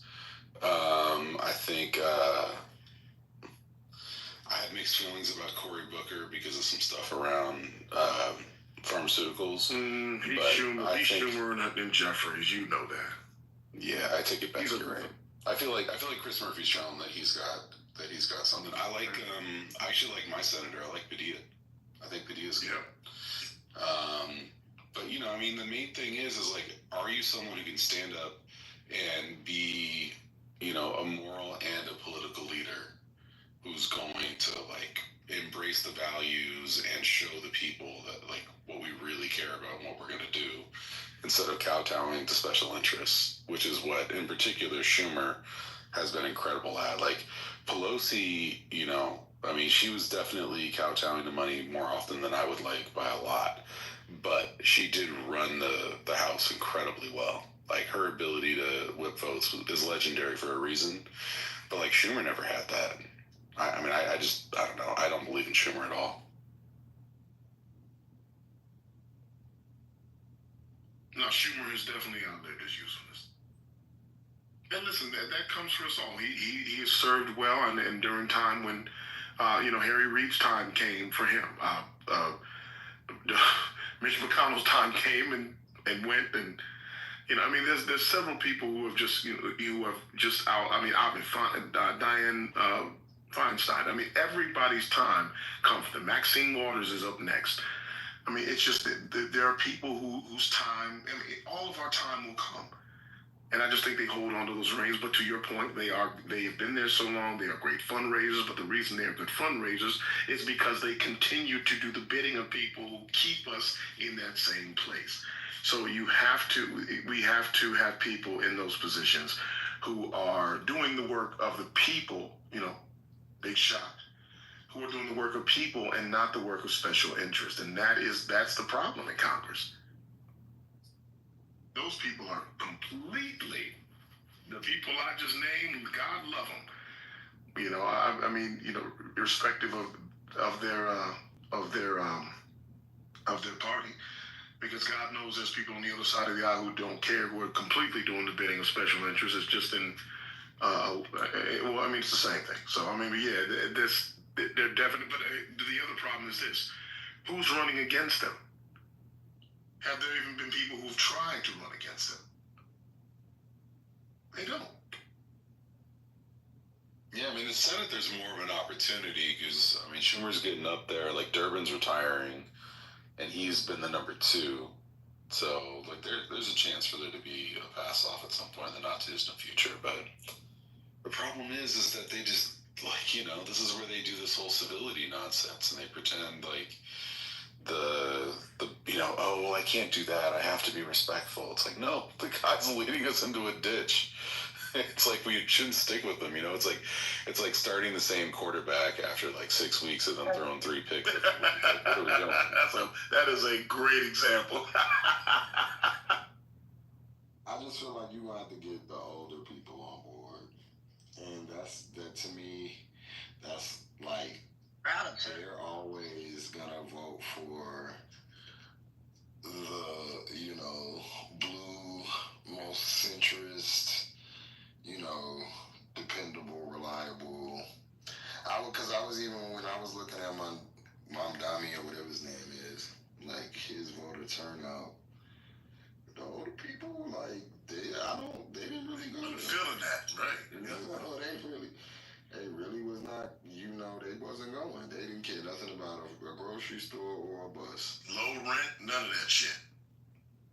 So I feel like they look like a lot of older people. They look at that as like a lot of older Democrats. They look at that as like too radical, and so it's gonna have to be somewhere where we can meet in the middle with them because they're willing to split the vote. Like I don't think that the Republicans with MAGA and like the I guess the regular Republicans, they're gonna fall in line. No matter how crazy, the Dems is not doing it. And I just think that's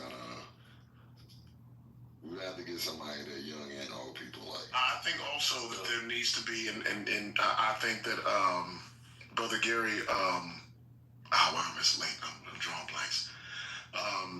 Out of Baton Rouge, Gary, God bless him, I'm drawing blanks. Gary Chambers. Gary Chambers, there we go. Thank you. Yeah, man.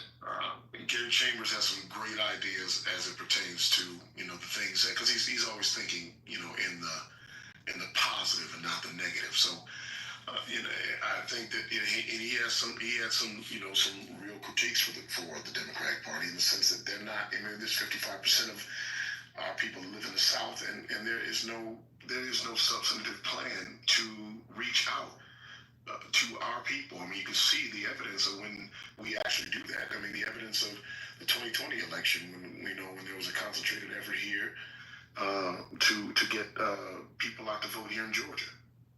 That you see what happened. You were able to turn Georgia blue. The only person I can see that I think has, and this is just vibes. I'm not talking about like policy or anything. This is like for presidential. The only person to me that I can see that has universal appeal, that I can see old people, young people fucking with, is the mayor of not the mayor, the governor of Westmore. Mm-hmm. He's the only person. He bridges that gap. That I can see my mom fucking with, my grandma fucking with. I like him. I can see young people liking him. I don't know of any, hopeful presidential candidate. Man, now maybe y'all. Gavin Newsom. I think Gavin Newsom, maybe even Andy Beshear. I'm gonna have to look into more to Andy Beshear, but Gavin Newsom, I don't think nobody from LA or New York is gonna fly. Oh, LA, he's got LA. No, I'm saying I don't think that the rest of the world is gonna be fucking with no. Oh, you said outside. He's from San Francisco for what it's worth, yeah. But I don't know. Even those Republicans in LA love them some Gavin. Yeah, so I think once on the stage, anybody at this point who can actually formulate fucking sentences will be an attractive candidate. But I think to your point, I think Westmore is probably the most balanced, and Westmore because we know the least about his politics at this point. I mean, Gavin Newsom has a track record. Beshear has a track record. Josh has a track record. So I mean, all of these people have records you can run under. Westmore has the benefit, has the Obama benefit, as I like to call it, where you really don't necessarily know his politics, and I think it's right for. I think it's right for a run. He's right for a run. I just want to say one thing about the Senate Majority Leader. I just looked it up, and actually, once Durbin retires, the next person after that is Klobuchar. And I think she might actually be a decent Senate Majority Leader if she were to take it over. She's not my favorite. Like, her politics aren't mine, but I bet she'd be pretty good in that job. She'd be bad. I don't think she'd be any worse than anybody else. I think she's mean enough. Basically. You think so? Oh, she's mean, man. Yeah, she's not Minnesota nice. No. She's famously mean. Yeah. She's Nancy Pelosi was famed for saying that she eats nails for breakfast. Amy Klobuchar has a bit of that in there.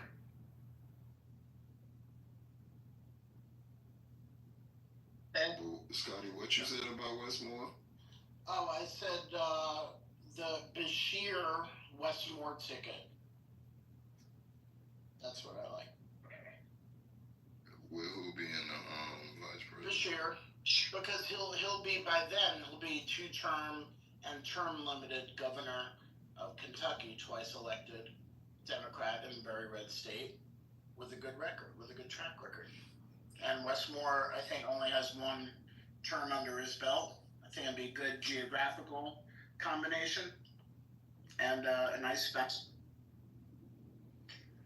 So you guys, I found an article in New York Times, so everybody's talking about this. This just started coming on my radar because I didn't know that everybody was talking about the Dems and their lack of messaging and lack of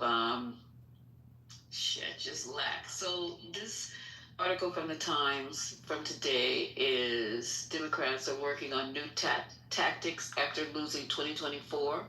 And among the ideas being promoted is new tactics is knocking on every single door in a House district and awarding cash prizes for the most effective way to reach voters. The article, I'm not going to read this whole thing because you guys can go ahead and read it. I can't drop it in the thing because I'm on a desktop right now. There is one point of consensus in the deeply fractured Democratic Party is that the old ways of doing business just aren't cutting it. So many of the party's most analytically minded strategies have begun focusing their energies on dissecting the tactical and technical decisions that led to last year's devastating defeats and dreaming up proposals to overhaul the machinery of progressive politics. Now, what they were talking about with the cash prizes, they were going to ask for, I don't know why, they were going to go do a mass text message campaign and was asking for different ways to, what would be different ways to improve the Democratic messaging, and who they would look at them and analyze them. I'm just paraphrasing it, and give out $100,000 to people whose ideas sound the best. And they also figured out that having people knock on everybody's door is astronomically expensive, so they don't even know if they'll be able to do that. But I don't like either one of those ideas. What do you guys think? It's goofy. Yeah, that is very goofy, right? I don't know what's going on here. But so let me say 2 things, because I've been listening while I was working. Now I'm home, or about to be home, just about to drive up. We've been talking about the people. I hate to say it, but I think Justin is probably right. This is a long-term problem that we have to, one, wait it out for the Republicans and hope that it implodes. But number 2, I think that if we look at what we know for sure is educated people don't fall for this. What if we just said, look, everything else is a little bit less important.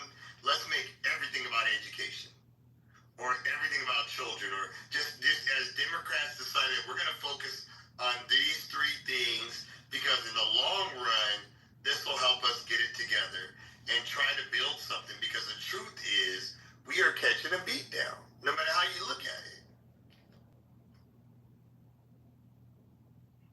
But you never I feel like the Republicans are talking us out of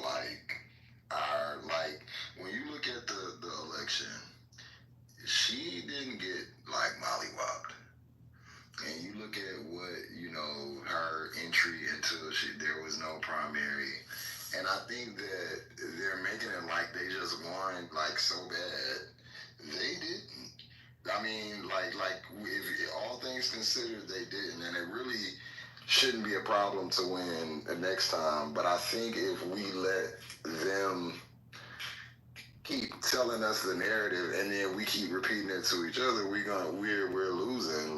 That's why we're gonna lose if we keep not looking at what the actual numbers are versus how we feel and trying to match their energy. We're not gonna be MAGA. That's just never gonna happen, and I don't want to be.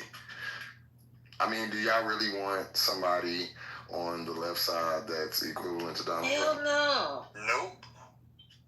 Right. So the thing that we asking for, we don't really want. Yeah, we want somebody with. I think my contrarian position to that though would be that they were able to beat her with a felon, with a pervert, with a pedophile. I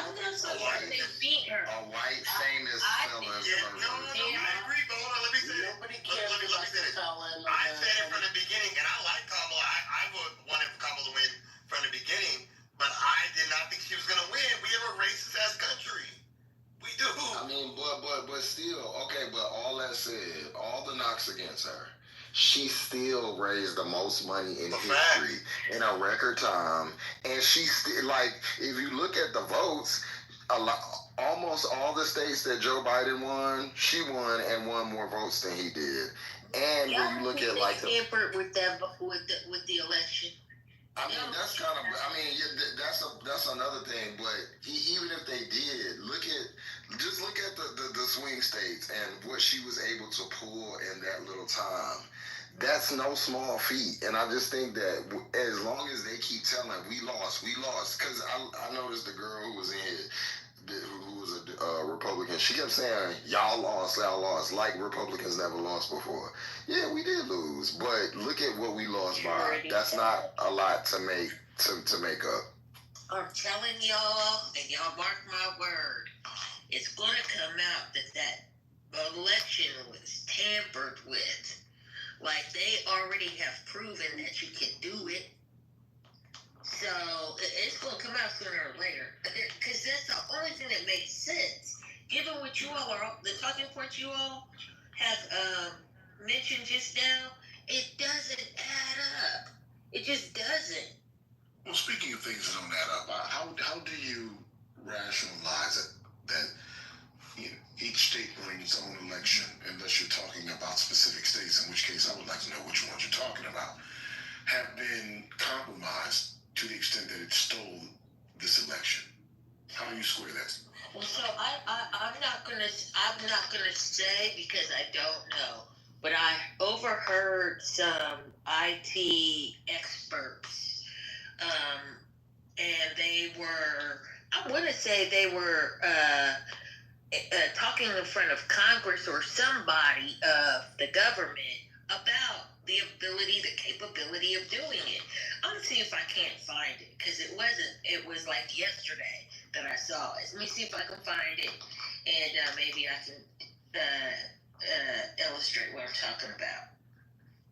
Okay, but this is the thing where we don't want to start, like, I could think that all day long, but I think that it's important that until we have hard fact, proof, or evidence, that we don't be on that. No. So let me be clear. All I'm saying is the capability is there. That's all I'm saying. The capability is there. Like, there are people that say that's not possible. It is possible. That's all I'm saying. I get it, but I just feel like it's not a feasible, like, I think that, the things that we do, going forward have to be well thought out, well planned. And I just don't think, like, everything you say, especially as a Democrat with the reputation that we have right now, is going to have to be backed by, like, hard evidence or proof.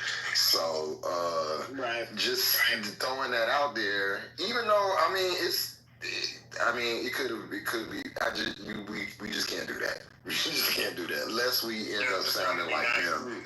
Also, most of these states had Democratic statewide leadership. Like, what are we doing? Yeah, Democrats were running these elections, so they somehow, they just were too dumb to notice. They didn't pay enough attention. Like what's going on?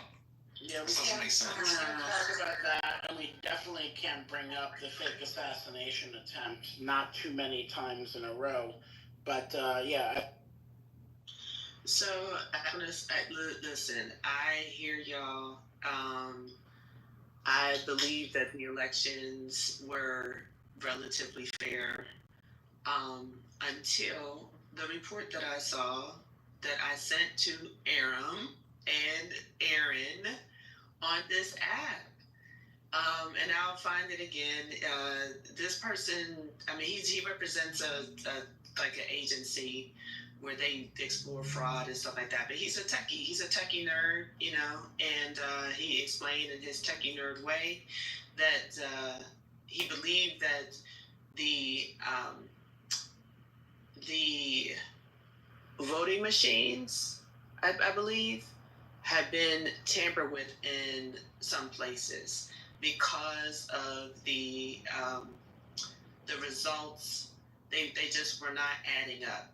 And I am truly not qualified to analyze it or to explain it adequately, which is why I just sent the link over. So I will find it and send it over again. That's the only, it was only when I heard that, I was like, this is a problem. And their point in saying that because they wanted access to some of the other states, and their point in even pushing this issue was not to relitigate the presidential election.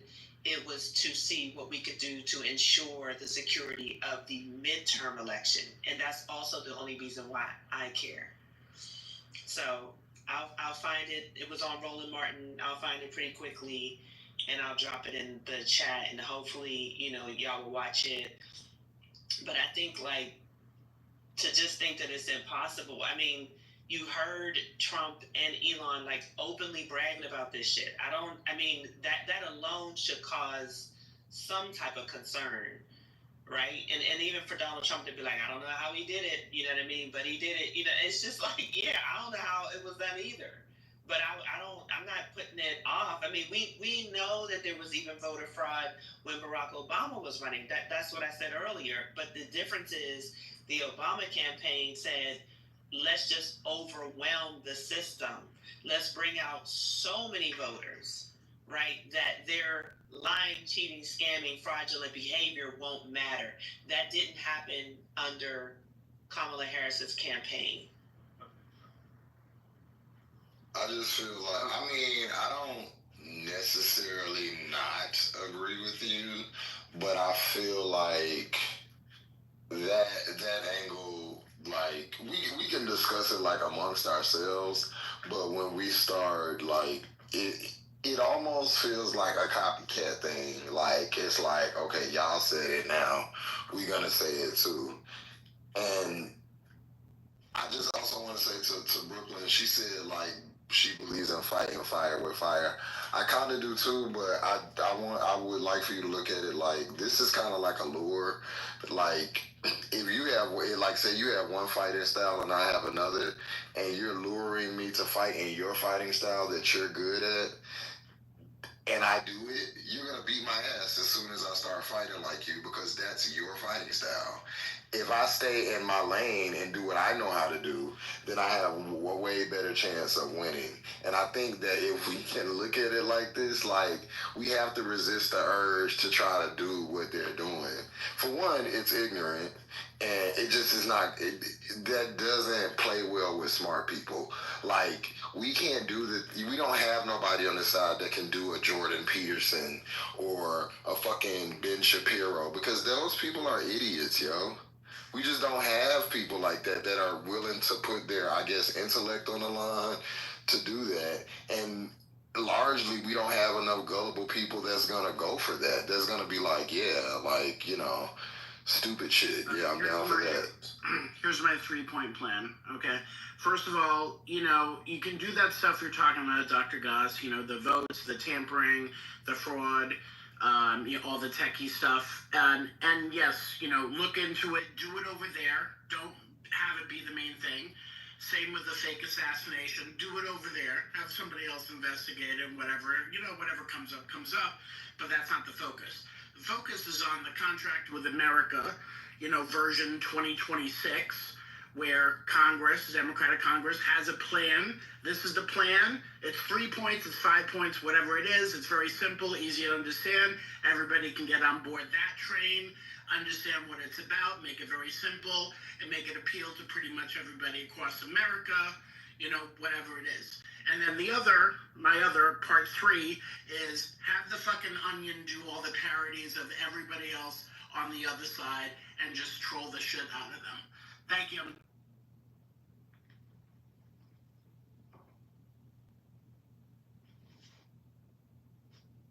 Anybody want to add?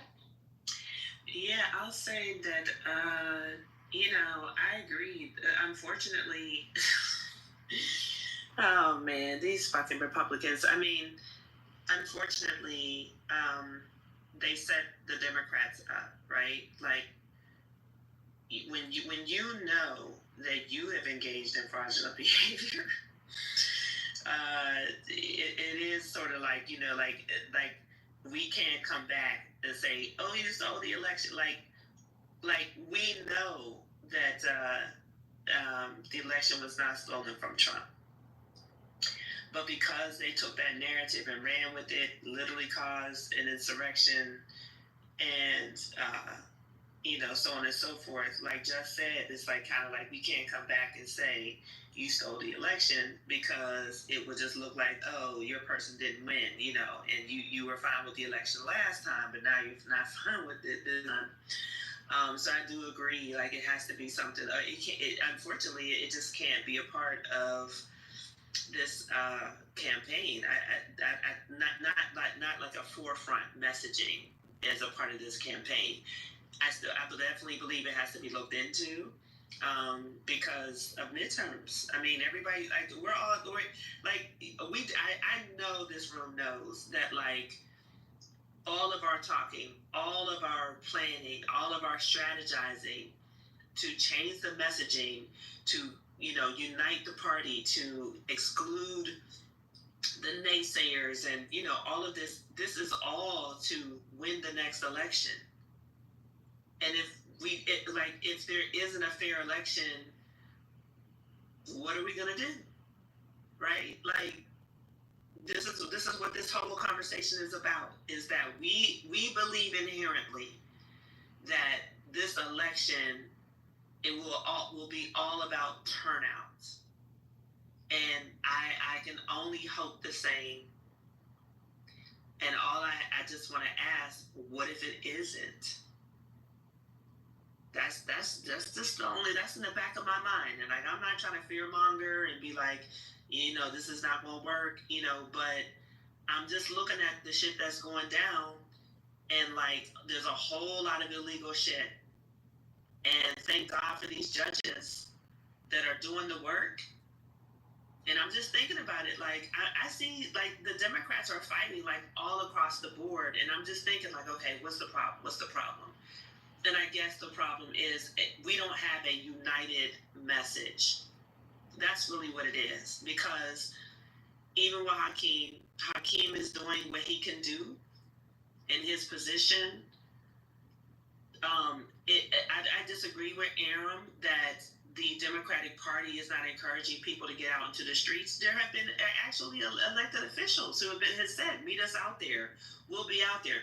Maxine Waters, she was, even as old as she is, she was there. What was it, at the door? What was it they were knocking on? They were trying to get Yeah. I mean, like, she was there. Like, I mean, what do y'all want her to do? Like, I'm just... But, you know, she always gonna step. Like, whatever's going on, she's definitely stepping. Absolutely. Absolutely. The people that were doing their congressional job when Ross Baraka got arrested, you know, the congresspersons, they were there. They were fighting. They were doing the right thing. The Democrats have been gearing up to go and inspect Alligator Alcatraz. Like, I don't understand what y'all want these people to do. I see like a whole bunch of activity. So I'm just thinking that maybe the problem is we don't have one singular united messaging. Is that it? That is the problem. The problem is that all of what you just described is reactive. It's not proactive. So if you're waiting until things happen in order to respond to them, that is still the old school way of fighting. That is still the establishment, if we need to frame it, way of fighting. You have to be proactive. You have to be proactive. You have to think outside of the box. That starts with the messaging. That starts with the way that you approach. And I'm being hawkish in terms of how you approach what they're doing. Point out every little thing that they are doing. And then you have to think of some things that they aren't thinking about. You know, listen, at this point, they are nothing if not predictable. They've already literally written down everything that they're trying to do. So there's a degree of anticipation there's a degree of this that you can anticipate, which means that you can plan for it. So that's the problem I have, is that what's being done, of course, from a legislative aspect, there's very little you can do. But there are peripheral things that you can do that, A, derail the progress, but also show your constituents that you are fighting? I mean, okay. I don't see that all of this is only reactive. I think that's a part of my issue. And okay, that's not how so? Well, so for one, the Democrats were warning everybody, right? First of all, tried anyway. They warned people about 2025, put out a gigantic children's book at the DNC, right? Had working groups reading Project 2025, had black men in barbershops reading Project 2025. I mean, all of those things are proactive, right?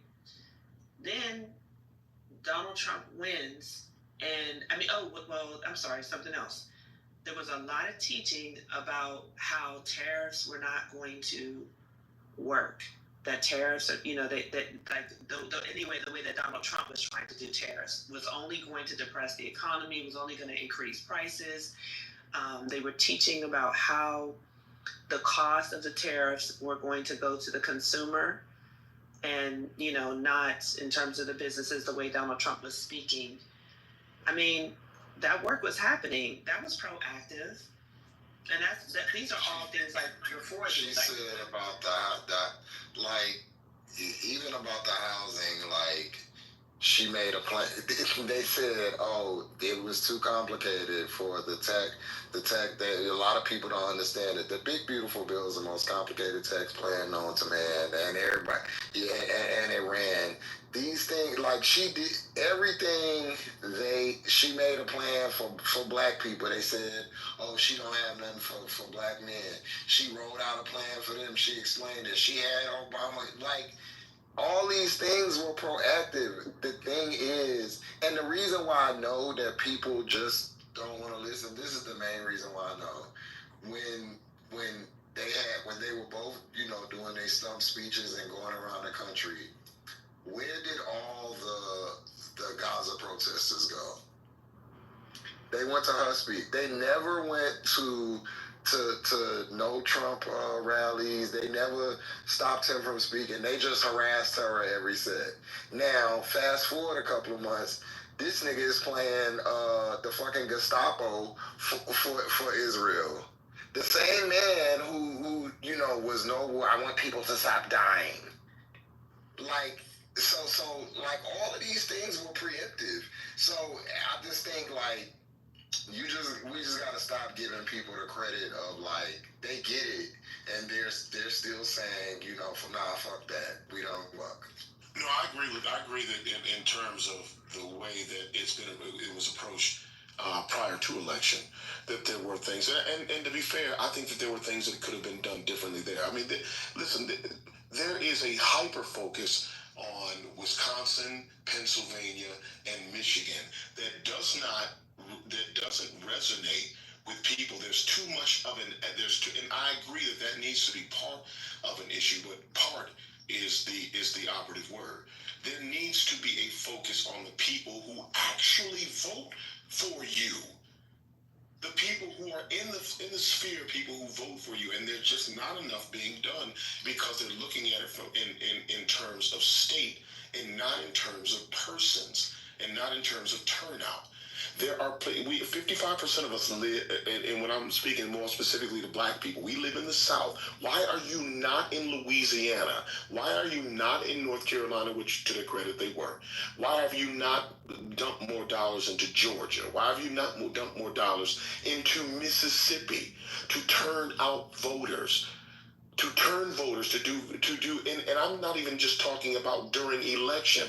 I'm talking about now, where you could be educating voters on the process, what is happening in their state, why you need to get your ass up and go out and vote, because you need to present a plan to these people that makes sense to them.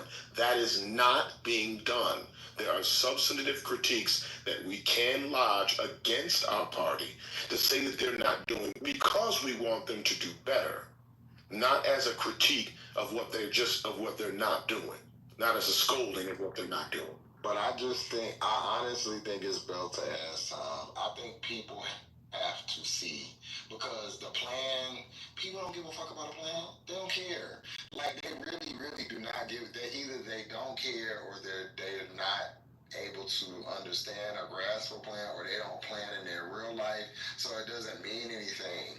But I really think this belt to ass period that we're about to go through, especially if you're not making over a certain amount of money, if you hadn't done, what you were supposed to do in life or whatever, and you on the outs and you tried that shit voting for Trump, you're about to learn in real fucking time. That's true. Why that wasn't. And so, because we told them niggas, Quinn, how many, we used to be in there like 4 o'clock in the morning, like, so, but don't you understand, this affects this, brother, and this is gonna, and it all, fuck them, get them gay niggas, and, all them fucking Mexicans, and that's all niggas want to do.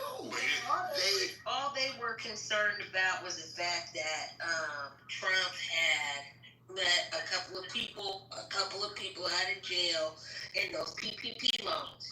That's the only reason that they voted for him. And then a nigga got Larry Hoover out and fucking Big Meech when he did his parties. Like, you can tell those are surgical, like, precision things. Like, to get Larry Hoover and Big Meech out, that is the most niggery appeal I can ever think of. Like, I mean, god damn, like, when I heard that and I said, as soon as I, went to work the next day, they're like, like, it's so easy to appear, like, they're so easily impressed. If we come, and so we seen when we said, you can get a house, and you get $25,000, a home, where you can build equity. Niggas don't know what equity is. Niggas don't care about that stuff. They don't. Like, it sounds like, to me and you, it sounds like, oh, that's fire. Like, yeah, let's do that. These niggas don't care. Well, here's the thing. So I agree with you fundamentally, but the problem is so the main question is this: do you want to reach people or don't you? That's what we have to start. No, so if we're going to do that, then what we have to do is that can't start during election time.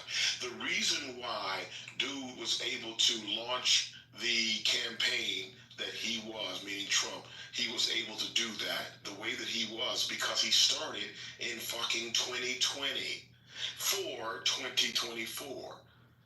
And that means in whatever capacity, and I'm not suggesting that we do it the same way that they've done it, not at all. What I'm saying is that the methodology has to be the same. You have to engage your people before election time comes around, so that when election time comes around, all you're doing is instructing them, not trying to convince them of what you're trying to do. There's nothing being done in between those, like right now. There are very little, and there's nothing, if there is something I've not seen, and I pay very close attention, there's nothing being done to reach out to these people to show them the entire concentration and the entire conversation is about what is being done. That is reactive. That's not proactive. Proactive is going out and talking to these people in these poor neighborhoods about the education, about the lack of health care, about the lack of action that's happening in their neighborhoods, and showing them what you are going to do in order to be able to make their situation different than it is. We can talk about the reason why those things appeal to us, just is because we can take advantage of them. These people don't even see that far. That is how far outside of the process they are. We have to be realistic about where they are and meet them where they are. So and I'm not talking about in Pennsylvania and in Wisconsin and Michigan, because those people, as far as I'm concerned, are fucking incorrigible. They're going to do whatever they think that they can do in the interim, and they're uneducated voters. But I'm talking about the people down here where it can make a difference. Well, it is, because they clearly vote outside of their interests on a regular basis. Well, don't you think we're Let me ask you this. Wait, has just wherever you are, in the country, Has your congressperson held a town hall? And did people come out? Has that happened yet? We have senators who are from, we have Democrat senators, so we haven't seen it. But I mean, in terms of the Republican reps, I have not heard that. But I'm also not a Republican. I haven't seen them on TV. No, not Republican, Democratic. The Democrats. Oh, Democrats, no, I don't think that's been the case at all. Wow, because see, my no, I could be wrong about that. To be fair, I want y'all to look it up because my congressperson held a town hall. It was packed. People came from all over the city, and basically she just outlined like, this is what they're trying to do. We are outnumbered. I'm gonna fight as best as I can. I'm gonna do such and such and such, and this is what I need from you. I mean, it was just as plain as day. Look that up, because I know, we can't be everywhere all the time, but I think that's important. As older people, I think we have a blind spot, and I've noticed that the way we think and the way what we value and what we're up against, which is like manosphere culture. And it's a global thing. Like, it's a really, really super anti-intellectualism. Like, it's everything that makes sense, it's by, and then you have another culture of like, I call them the hissy fitters, that, a lot of them are leftists. And I'm just being real.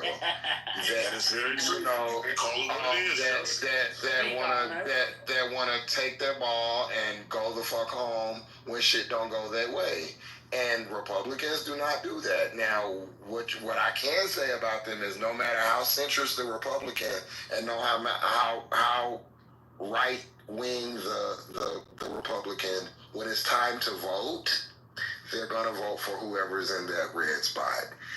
The leftists think that there's like another option or a Green Party. We're not there yet, and that's another like just large blaring issue. Is like, like, you could be left. I'm left, but we have to understand that doing the whole like Bernie bro thing, or like not voting or voting for a third, that's dumb. And we don't even get a modicum of what we were trying to get, when we started out, by doing something, because we don't, it's not exactly what we wanted. So I just think that when you up against the manosphere, what I do agree with you about, Quinn, is the planning part as far as starting out. But I just don't think I don't think letting anyone know what we're doing or trying to like explain to people is gonna work. You just gotta do it, and then, in the background, and then when it's time to vote, look, this is already in place, baby. We just need you to go up here and press this button. That's it. A lot of people are at this toddler syndrome where, hey, tax on tips, go press the button, because that's the type of stuff that reads with them. No tax, even though they don't know the parameters around that, or that it has to be cash tips, and that there's a cap on it or whatever. We need like very, very simple things like that, like no tax on tip, no shoes in the house, like super real basic. Not, okay, when you file your taxes, you're gonna get $25,000 back, but that's because on your line items, niggas do not understand that. Niggas is not filing taxes and shit like that. It need to be simple, basic shit. And honestly, if it gotta be a little bit of a lie, that's fine too. If it gotta be a little bit of a it should be big lies. Fuck what you talking about. It should be like, bro, this tax on tips was a big ass lie, bro. If I gotta say something and then the rest is in fine print, that's fine. That's fine. Big lies. I'm trying to legalize marijuana. Tell them that we want to make sure we want to push universal health care. We want all of those things. That's what we want, universal basic income. Say all of that. Say all of that. listen to. Whether they think you lying or not is on your platform. But then you gonna have Democrats that's gonna say, I ain't trying to feed everybody. It's some Democrats that's hella conservative in that way too. Yeah, but it ain't many of them though. Fuck. Well, but they can just shut. But what they can do is what the Republican Just shut up. are like that, and just be quiet. And when it's time to vote, just vote. You ain't gotta agree. Cool. Exactly. Shut up. You know what I'm saying? Just shut up. Charge these people who are wealthy the proper taxes. That's what they need to do. You can tell that lie too, but that's not gonna happen. Yeah, but and then how do you plan on doing that? That's again, it's just lie. Tell lies. Like an 8-pronged approach. Like you need. That's what I was telling them earlier. Like you need your conscious leads. Like to me, those are the Democrats that are actually doing the work where it is, because they're online with the with where all the stuff is going on. So they're attacking it at where it starts. But I just think the old 90s, style, okay, this is the plan. Isn't this sophisticated? This is beautiful. Look at that, and then this will be the outcome. Well, you know what? It's not that smart no more. You know what they can do now? Because they can be like, hey, guess what we're going to do? We are going to make everything cheaper for you because we are going to get rid of most, if not all, of the tariffs impacting you. So now we got that. Oh, and by the way, we're going to keep the taxes the same that they were during the Clinton and Obama administration, and that we're going to put that money into helping you have more affordable health care, bring back more Medicaid for people, and we're going to fix the shit that the Republicans broke over the last couple of years. And woo! Look at what a good lie would be? Legalize weed and a national rent freeze. Maybe will be good. If you say a national rent freeze, knowing good and well you can't. That's fine. That's fine. You ain't gotta be able to do it. Cheaper houses for everybody. You think Mom Dami is about to get a freeze? Yes, wait on it. He could. Wait on it. Hey, you guys, real quick. Wait, you guys, real quick. Sorry, because I did find the link and I put it in the chat. It says where the Nevada ballots change. That is data expert something. That is Roland Martin's show, and that is the person that he made me perk up and listen in terms of the election fraud. So please just copy that. Just watch it for me. Watch it for yourself. Just tell me what you think, because their goal, they looked at Nevada and they wanted some access to some other states, because what they found in Nevada was just really like the pattern of it. You know what I mean? I mean, he's a self-described data nerd. So I just please get that, tuck it in your pocket.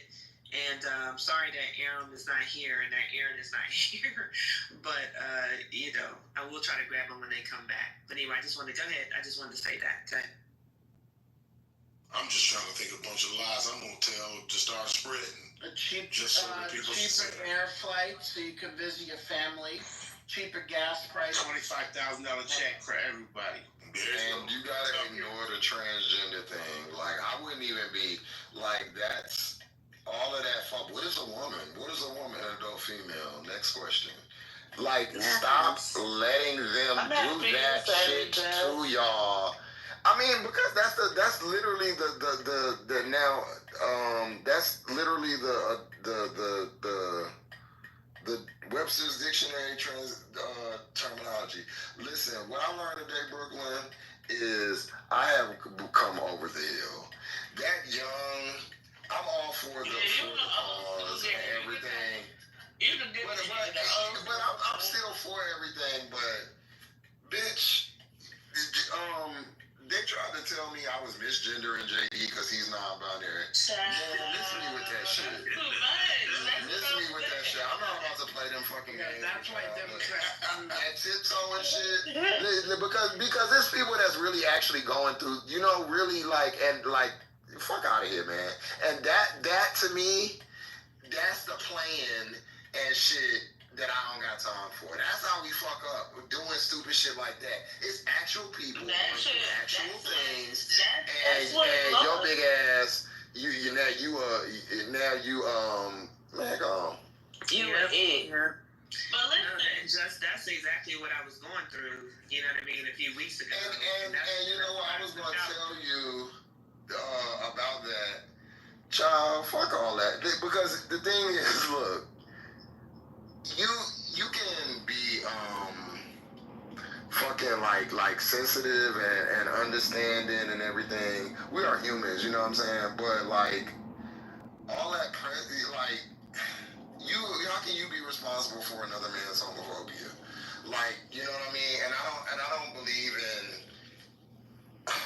I get that. I have to learn that homophobia is a thing that the new gays have like this distaste for, and I get it, but that's the landscape. It's like me being black.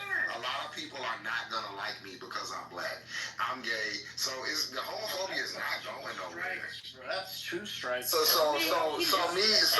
me sitting around in a room talking to other like these people are man, if you don't go read that bitch or you know like oh God, they're homophobic. So the fuck what? I'm so tired of that. Like, do something about it. Like, but repeating that someone is homophobic when we all know that's like the default way for niggas to be. And like, don't tell me and like cook them, read them, like find something to say about them.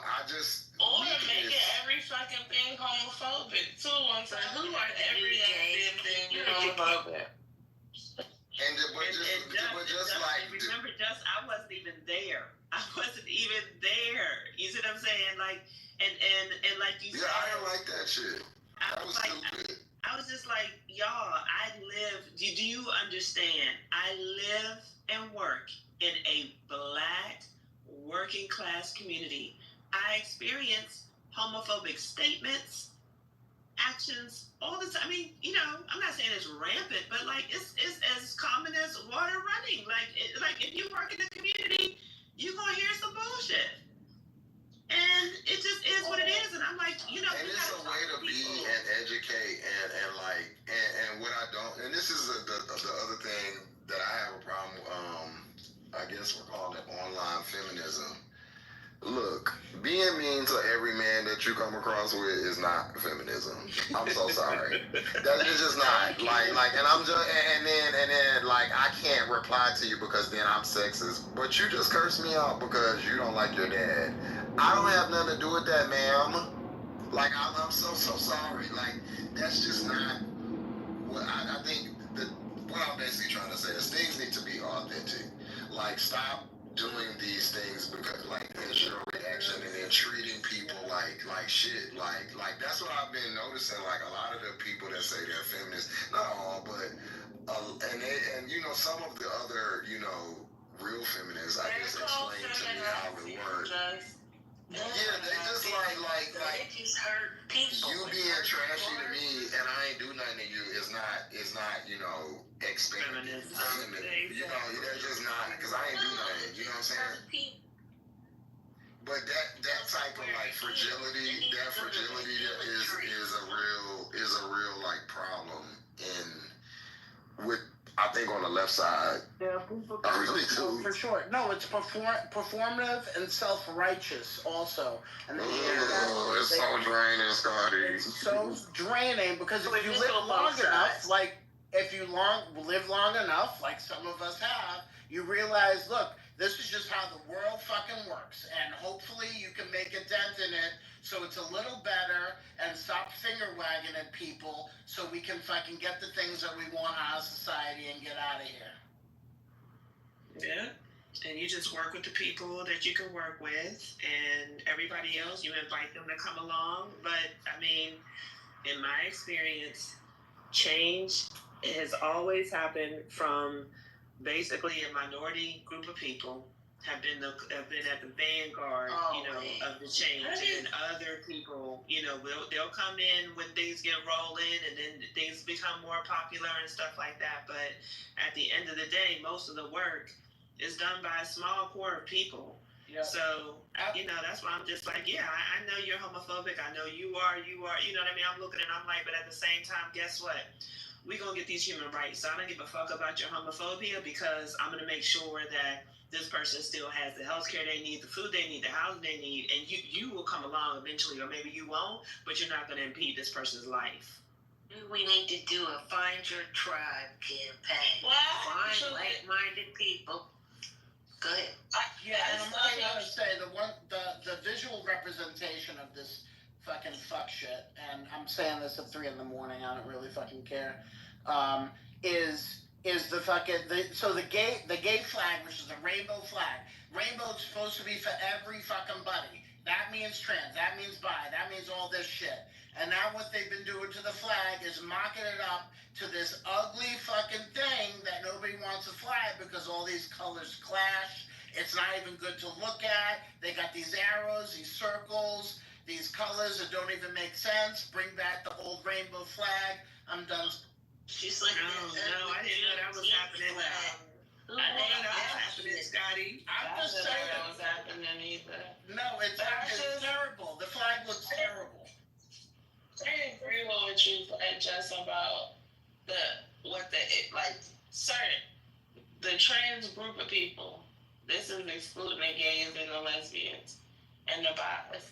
They kind of centered themselves in the last election. It was like, and if you said anything that was, if you didn't agree with something that was, you were a bad person, you were transphobic, and that was like the worst thing to be, to the point where sometimes you couldn't even say what a woman was, just outright say, that's an adult female woman, adult female girl, whatever.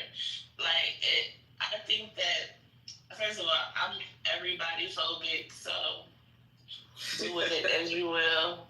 I'm gonna talk my shit. I don't really care, and I don't really mean nothing by it. And a lot of times that happens, especially amongst us Black people. We pop shit. We don't mean anything by it all the time. Sometimes we do, but all the time we don't mean anything by it. But it might not come out as nice and neat as you want it to be. And I see that a lot happening, because it's not said or it's not. Well, it's about being reasonable, Brooklyn, to me. And so I think you should be reasonable, right? Yeah, but so if you come like a person like Thug Bully, or people that are disingenuous, that want to say hateful shit, but if you say you don't understand all the what goes on with gay people or whatever, and you might say some shit that is offensive. That's wrong or whatever. But if you're not saying it out of malice, I can talk to you. I can have a conversation with you and not try to shade you because you may not know. So that's how I was. And I think that's where came about. But I think that's where it's a lot of trans people that I grew up with, right? That had to really get out here and get it. Had rough, real, and they ain't nobody hand them nothing. Wasn't no trans rights, wasn't no nothing. They had to really get out here and become make themselves a decent person. You know what I mean? And this is the same with gays. And that's why I can get along with other straight people. These people live in silos. They don't want to talk to nobody outside of that. If somebody disagree with them, it's it's just you're not informed, and it makes people want to be mean to them. Yeah, I'm gonna be honest. Because it's you acting like you're treating me in a way, and I'm trying to be understanding. I just think we have to be real. And as a gay person, I feel like people don't be saying it because nobody want to hurt no feelings. But fuck all that, bitch. The intellectuals though, they do the same thing to the people that's not so intellectually sound. They shun them. They talk crazy to them. They call them stupid. They do all of the things that kind of bully them for having an opinion different from their own. It's weird.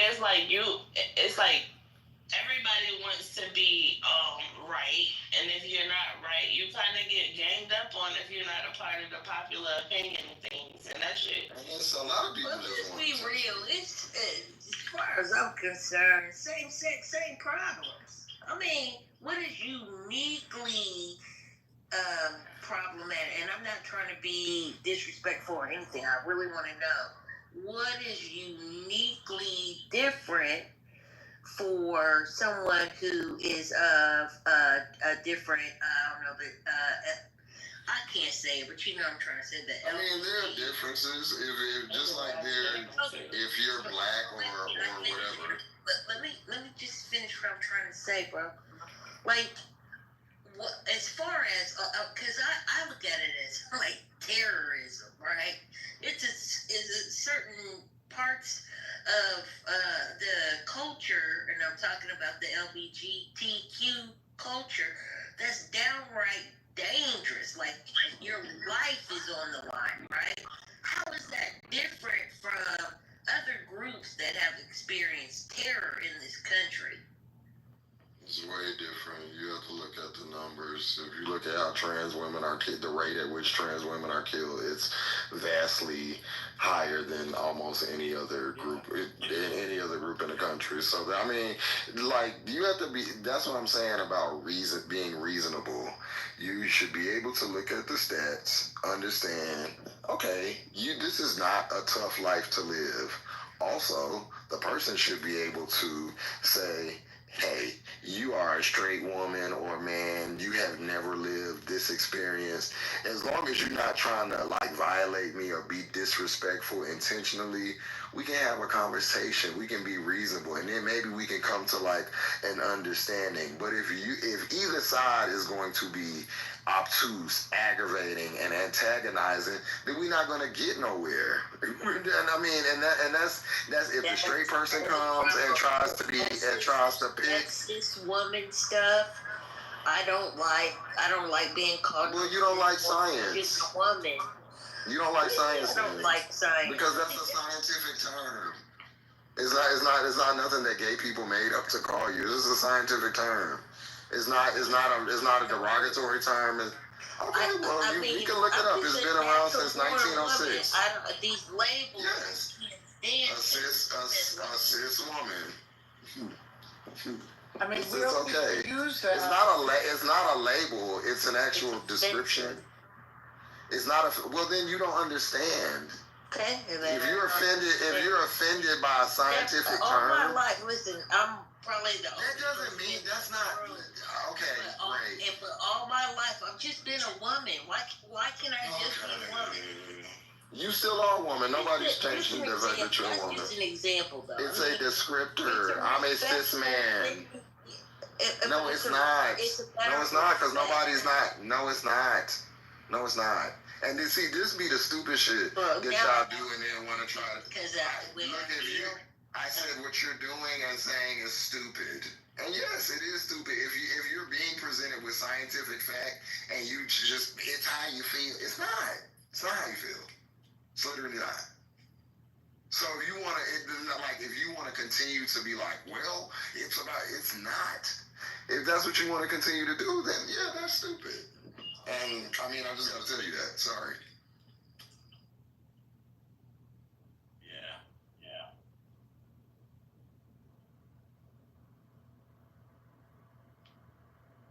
I mean, I had to learn to not be as offensive as I normally am. It takes a lot of. Why? Because the New York in me, I just be saying anything, Scotty. You know that. I know. I really don't be giving a fuck about how people feel, but then I had to realize that I really do care how people feel to a certain extent. Because sometimes it just goes too far. You know what I mean? Like, sometimes it's just, like, too much. But I can meet you in the middle. I don't have a problem with meeting people in the middle. Like, respectfully, I could, you know what I'm saying? Like, just because I like people overall, I don't have to, I really don't care about people's sexual orientation or what they do, you know, in their personal lives. I understand how to not be as offensive in speech as I used to be. Well, I wish you wouldn't change on here. I don't care what you do in the real world, so maybe you're talking about that. But on this app, yeah, I don't need you measured, okay? Okay.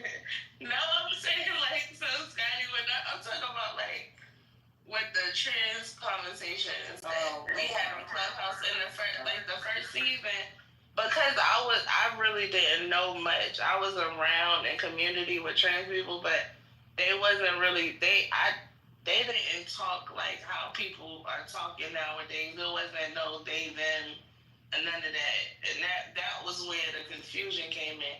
And even though I know cisgender, like cis is a scientific term, it wasn't used on a regular basis. So I had to come to an understanding that this is the way that we are right now. And it took some time, but you know, I had a good person to show me, you know, to be a better person when it comes to that, like not be as offensive and not be ignorant.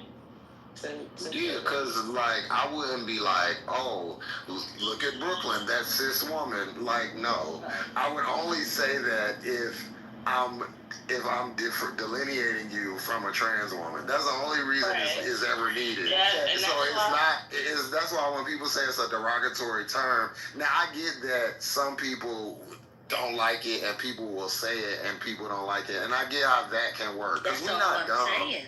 You know, but you can't. You also can't turn around and just go against science. Like I'm a cis man I think what because you're saying is a little misleading though, because the prefix cis has been used in scientific terminology long before the term cisgender became widely known. So I just think the prefix. It just means was used in science long before cisgender became a widely known thing, which was around 2007. No, this term has been around since 1906 now. Well, that's not what I'm reading. The term has been around, but it wasn't used. So because here's you the only thing. have. But here's the thing, though. But here's the thing. You have to come out of that old school way of thinking. We're in modern times. You understand? So you have to, like, it's a lot of things that you can still not do, or you might not be too happy about. But you gotta fucking get with the times. It's called evolving. You have to evolve. But it's also like being mad if somebody say, "Oh, you blood type O." It's literally the same thing. It's it's just a part. It's just a description of it's not that serious, and it's not like when a doctor uses it, and it's not it's not even a degrading term. All it means is, and I'm a cis man. It just means I don't deviate from the sex that I was born as. That's it. I don't. It's not an offensive term. We're not even asking you to use it. When We're just saying when it's used in a way to be derogatory. Well, how can you use cis? How can you? What do you mean you're not going to take it? In conversation with people, if it's used in a way to dismiss you or to disrespect you, that's how it's going to come off. I could care less about it, really, but it's just it's like the I can't think of the word I'm trying to think of. I don't see a way for them to use it to disrespect the person. You don't understand it. Unless in that conversation you may have been saying, "Oh, I don't like being called cis," and then somebody say it to you to be funny because they feel like you trying to be funny. That's the only way I could see it being offensively used, because I've seen that happen. You understand? So what I'm saying is, I'm a woman. I don't really give a fuck. Like, if that's what you use as a descriptor of me, as long as you know that's what I am, I'm fine with it. It's not even that serious. But you're probably the same woman that doesn't mind being called a bitch. You absolutely right. This woman is not equivalent to my allegory to a bitch. You're right, but she's right though. I don't mind being called a bitch. What I'm saying is, cis cis woman or a cisgender is literally fortifying and validating what women have. It's delineating you from trans women. It's literally like saying you are a bio woman. I mean, I'm fine with it. I'm not gonna let it change my life. But to be perfectly honest, because I'm an older woman, and that's probably what it is, I find it disrespectful. No, but you don't have to use it, and it shouldn't have to be offended. This just for this conversation, I'll probably never talk about it again.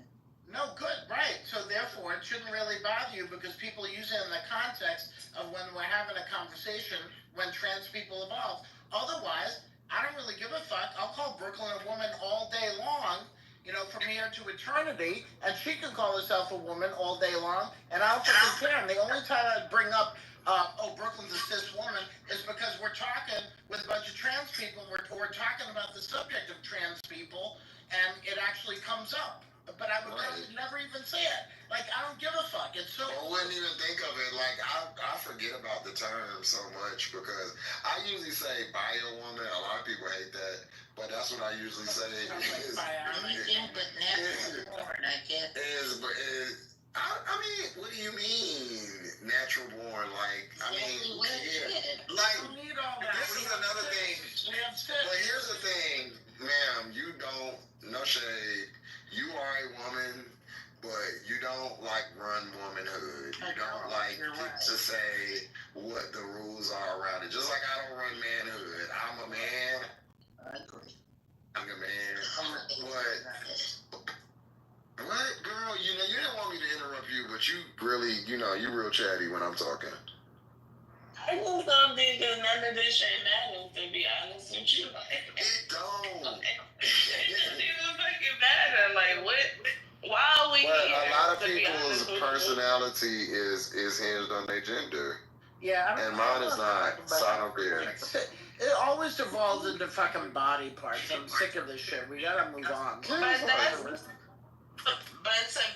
get back to what Jess was saying, this is one of the reasons why we lost on that premise. Because it's people that think like her, and then there's people that, think like us, and then it's the new people, that JD and them crew, I'm gonna just be real. They are new to this information. They like, oh, yeah, I'm gonna try to, I'm gonna need you to shut the fuck up. Go ahead, shit. I'm gonna need you to shut the fuck up. Y'all love lame ass people. Like, y'all really, really love. You talking about, go ahead, Shelby. Oh, I thought she had something to say. I knew she did. I didn't know she was. Go ahead, Jess. What you was saying? Yeah, like that have this new information, and then like, all right, you found out about trans people, now you trans the next day, and now you got all these rules and regulations. Go talk to my gay mother, who's been a trans woman for 34 years and has walked the streets of New York and Atlanta, and those are people who have put in work and deserve these types of respect, and have really like. This versus somebody that's gonna be like, I just learned this, and you can't say this, that, and that, and that, and this, and that to me. Right, it's the old school gays.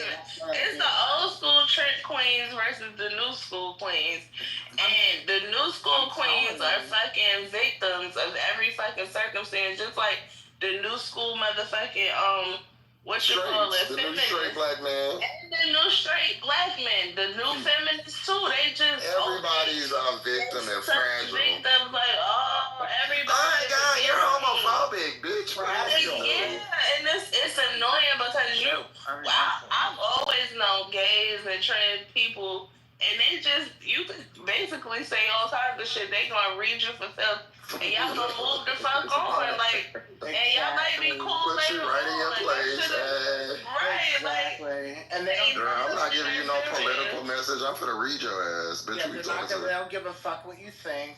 And and by the way, like gay men, you all over the spectrum. You'd have the feminine, you have the Butch, you're the master, and all these fucking things.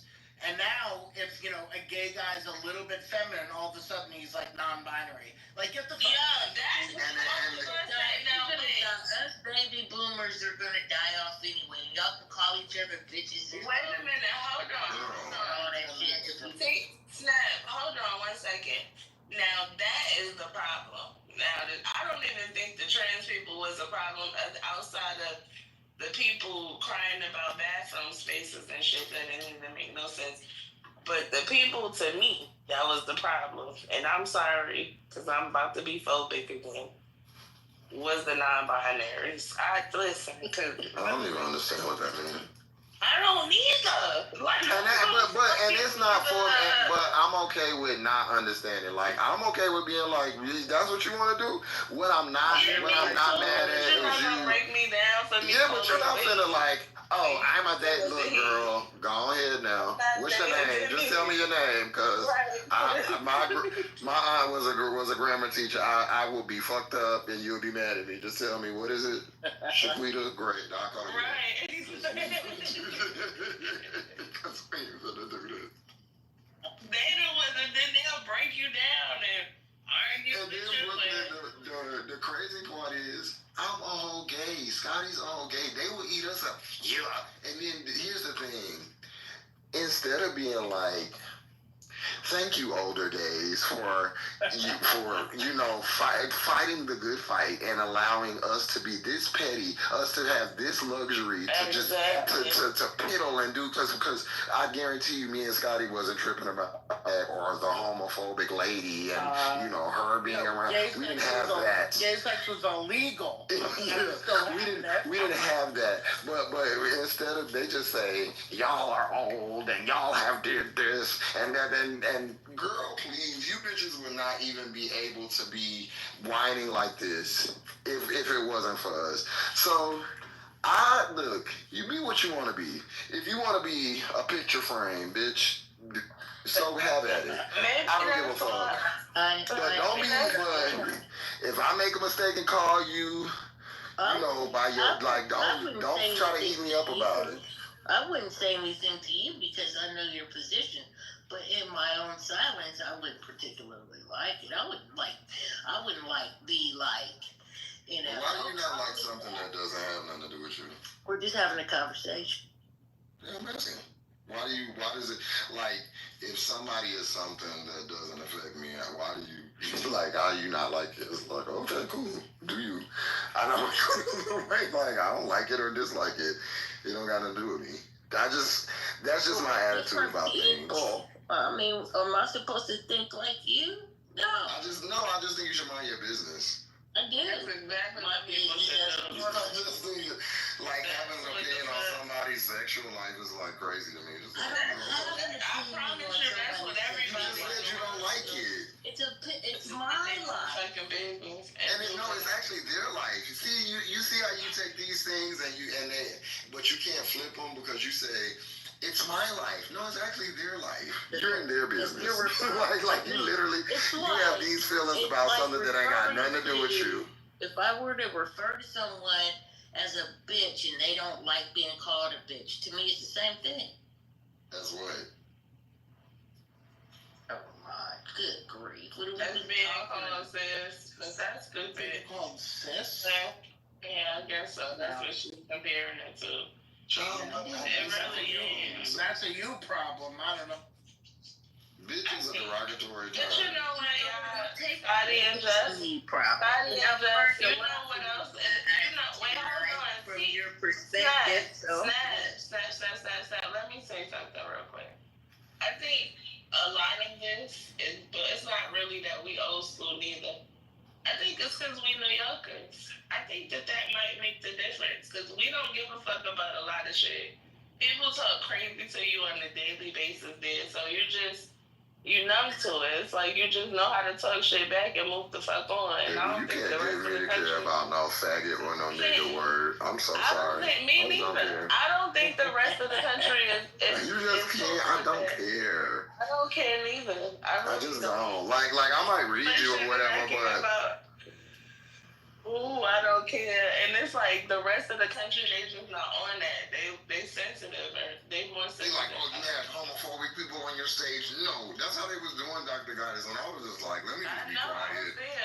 Whatever. And they was like, you had homophobic. And I'm like, how the fuck she supposed to know? Like, is she supposed to like stand there with a fucking taser like, hey, you commit, are you homophobic, xenophobic, uniphobic, phobic?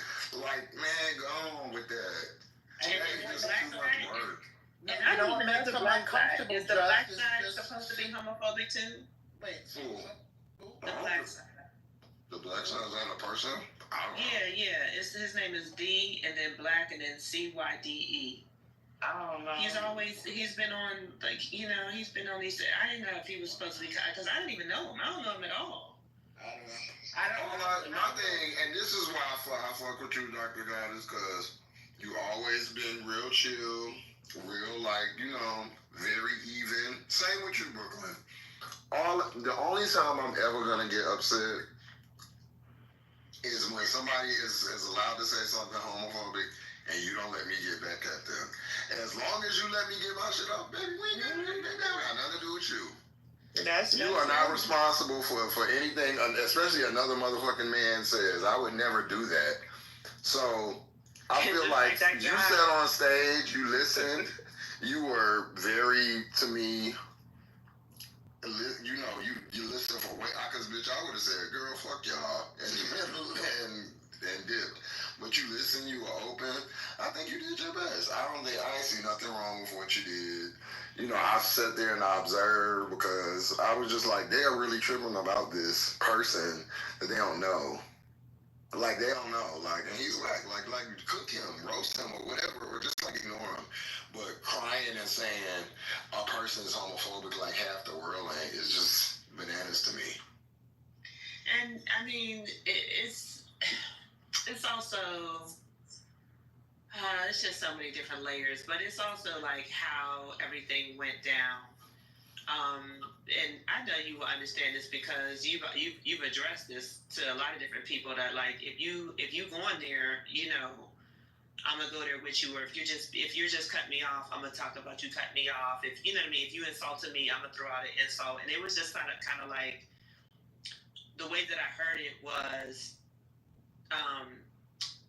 he kept being told he needs to apologize, and he was like, I'm not apologizing for nothing, and they were just like telling him, you better apologize, and then he told his co-mod to play, I'm pretty sure I think it was Buju Banton's No Apologize. Or, you know what I mean? And it's just like, I'm sure that Bati Boy was said in the lyrics somewhere as well, because I'm just like, I'm not familiar with that song. I thought he had played Boom Boom Bye Bye, and that's none of that, like, around. Dr. Goddess, that just is like, what are you gonna do about that? Right, that's what I'm saying. It's just like, it's kind of like, I'm like, y'all had like that really deep kind of internal battle, and it was all because he was just like, who's that guy in the Woman King that was like more feminine, you know what I mean? And it's just like, he was bothered by it apparently, and people were mad. They were mad that he was bothered by it, which I think is, it's fine. You could interrogate that, you know what I mean? But it's just, I'm just like, I wasn't even fucking there. Like, y'all, like y'all, but I get it, right? Because I am seen as somebody who I am a Libra, literally. And I'm seen as the person who's going to hear people out, that's going to be fair, generally make the right decision, et cetera, et cetera. And I'm like, I get that. And maybe there's a I have a bit of a bias, which I explained to them before. This is the part that made me mad, is I had explained to them before that this is somebody who protected me on the app when I was under attack. I mean, every single day. Every day. Like, just, I just met you this year, I think. I mean, not, like for a year. And it's just like, just imagine being on Clubhouse and you look out in the hallway and it's like 2 rooms with my name in it. Like, Dr. Goddess is a anti-Black American B or anti-ADOS hoe. Like they would just make up stuff constantly. Just imagine being like, yeah, when you come to Chicago, we gonna deal with you and shit like that. Like, and I mean, he protected me in that era. And for that reason, That's why I give him some grace. I talk to him and stuff like that. That's why we're cool. And I was like, you're not going to get me to give up somebody like that on this particular app. We never even met. But I'm just saying. Well, we all cool for even the gays are cool. I'm not cool, but I'm in community. I talk to homophobes. I've had conversations with Concrete. He's homophobic. I mean, several people. I've had conversations with them. He just But yeah, just but he's homophobic, you know. I feel like that's not even reality to sit here because one, I always talk. You know, one thing me and my friends are always like real big on is like how we treat and interact with women because sometimes it can like switch over, like like women can be disrespectful, valid, but sometimes when there's that confrontation or situation, like in that situation, I feel like it went over to like, okay, so now y'all about to interrogate this black woman by herself, like and she's not even barking on y'all. So now you're doing what you're coming to somebody about an injustice, but then you're going to commit one too. I don't like that, and I don't like when people like because then it's like, hey, so are you mad about the problem, or you just wanted to like press somebody? You know what I mean? Like I don't have no problem with them saying, oh hey, whatever to you, but I feel like the putting you down and that's unnecessary, and it just to me is like it makes me question the actual motive of the conversation. Like, okay, so did you want to have this conversation? Because I guess that's valid or whatever to have the conversation about it. I would have, but I think then like the things that was just being said, and that's why like I knew like okay, me and them are probably gonna have. Because this is like all this ageism. See these old people, and when these old, and they say it about me and oldest too. But it's like y'all are actually dumb. Y'all actually don't know a lot, and y'all are like taking these things and like acting like people of age don't know anything. And they think because they just finished a fucking course on Bell Hooks book. Right. Get the fuck out of here. Try living a life and experience shit. Then you may learn shit. I'm so tired of the academic fucking nonsense people on this app who have all the scholarship. Bitch, tell me what you've been through. And so that's just the thing. Like, I don't believe in like, bitch, my mother's straight. My father, she like, you know what I mean? Like, I don't hate straight people, like, you know what I mean? And doing that, just like I don't like when the feminists do the whole I hate straight. It's just like, you just come across bitter and unreasonable. And I haven't done anything to any of them. So that's why I was just like, oh, I see kind of like where this is going. So let me just start testing the people out, just from the start. Because like West African girl, never done nothing to her. She just started off with attitude. Literally from the day I met her, it was just nothing but shade, nothing but disrespectful shit. And like I ignored it for a long time. I mean, I told you this app changed me. Like a lot of people would be like, Dr. Goddess is the most patient person on this damn app. I was literally more patient than I am now. And it's just like, her, Dr. Library Card, her bullshit. I'm like, I ain't going for it because you do a whole lot of shady shit. Then you want to act like you innocent. Oh, I just did, I just like, I'm not going for it. So like, if we just going, if we don't have a relationship, you know what I mean? And y'all feel like y'all could just, and as you old and we geriatric, man. Yeah, and I mean, they literally were like, she's 60. I was like, 60? I was like, y'all crazy. I mean, there ain't nothing wrong with being 60 or nothing. You know what I mean? I mean, Dr. AG has openly said her age. You know what I mean? And it's just kind of like, there's nothing wrong with it. But like, you're just making up shit. And it's just got to the point where I've and I understand. I seen they did it to you, Goat, Sonny, and then I'll be like in there, and I'll just be hearing the stuff they're saying. I'm like, oh, y'all really hate older people. And what's her name? The girl, Kristen, like, It's just a culmination of things. Like, she's just been, like, it for a whole month. She called me a straggot. Girl, you don't know me from Adam. Oh my God! But And I was like, you keep saying stuff like that in the thing. Yeah, she is. So she feels like it's okay to use that slur. Well, no, a straggot, because she said that I'm a right, like I try to appeal for the straight people. Yeah, like a straight Misha, basically. Never been me. You know, that's never been my thing. But also, ma'am, you don't know me.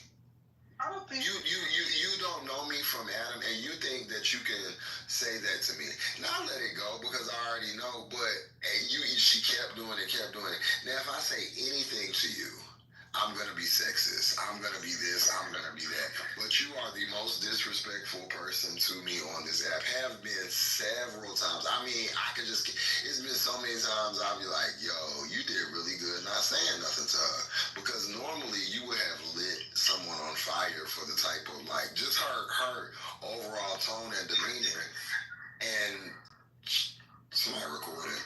But she did it to go, and I'm glad that somebody else recognized it. And that's just not feminism. You being mean to people is just not feminism. No, Kristen. Oh, is that the one who is at the center of the controversy yesterday? The one that has like the flag shirt on that I think that. I don't know. She has like a picture of like what's the girl from the Cosby Show who married Lenny Kravitz? Oh, Lisa Bonet. Okay. Yeah, she has like a picture of her. And so I just was like, after today when I got into it with JD, I said, and they was like, I don't know why you sitting here, you never liked us and all this, and I just said it because I don't give a fuck, bitch.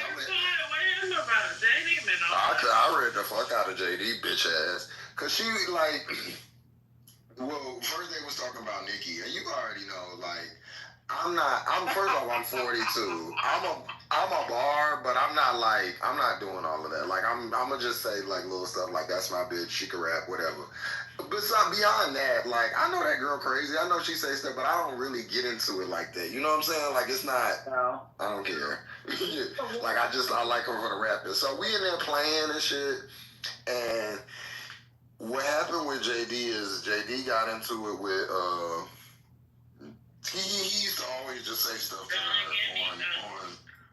on No, he got into it with Nikki. He used to just say stuff to her, like, just all the time. And so one day, just randomly, I guess she was bored, she took the retweet, and it was something he said about her. And when I tell you she fried his ass, she retweeted it, and she, like, must have went through his pictures, because she just was cooking his ass. And it was just a long time coming. Like, he just would like, if you go down his whole page, he just would go in on her. And JD has said the most horrible shit about Black Americans on this app, call us slaves and all this other shit or whatever. But this is her rebrand or whatever. Crazy shit. Yeah. And so, you know, that's her rebrand. But today she was like, yeah, the barbs are stupid or whatever, and cool. But then she could start like being like I guess she was trying to like refer to me. Listen, I'm not passive, I'm aggressive. So I was like, yo, unless you like, if you should invite me up there and say it, you know, to my face. And so he was like, yes, you barbs don't have a brain and all that. And I cooked up bitch ass. I was like, you sit up here and talk or like have all this criticism for Black people. You don't live here, man. You live in a whole nother hemisphere. Like, deal with what's going on over there. Like, you have all this criticism. And I was just like, you know, don't play with me. And she just kept saying, this is going to be the problem. I'm just going to tell you now. So she said, she kept saying, well, you're stupid. The girls don't have a brain. I said, my brain works fine. Does yours? And she said, are you referring to my autism? I said, I don't know. Are you?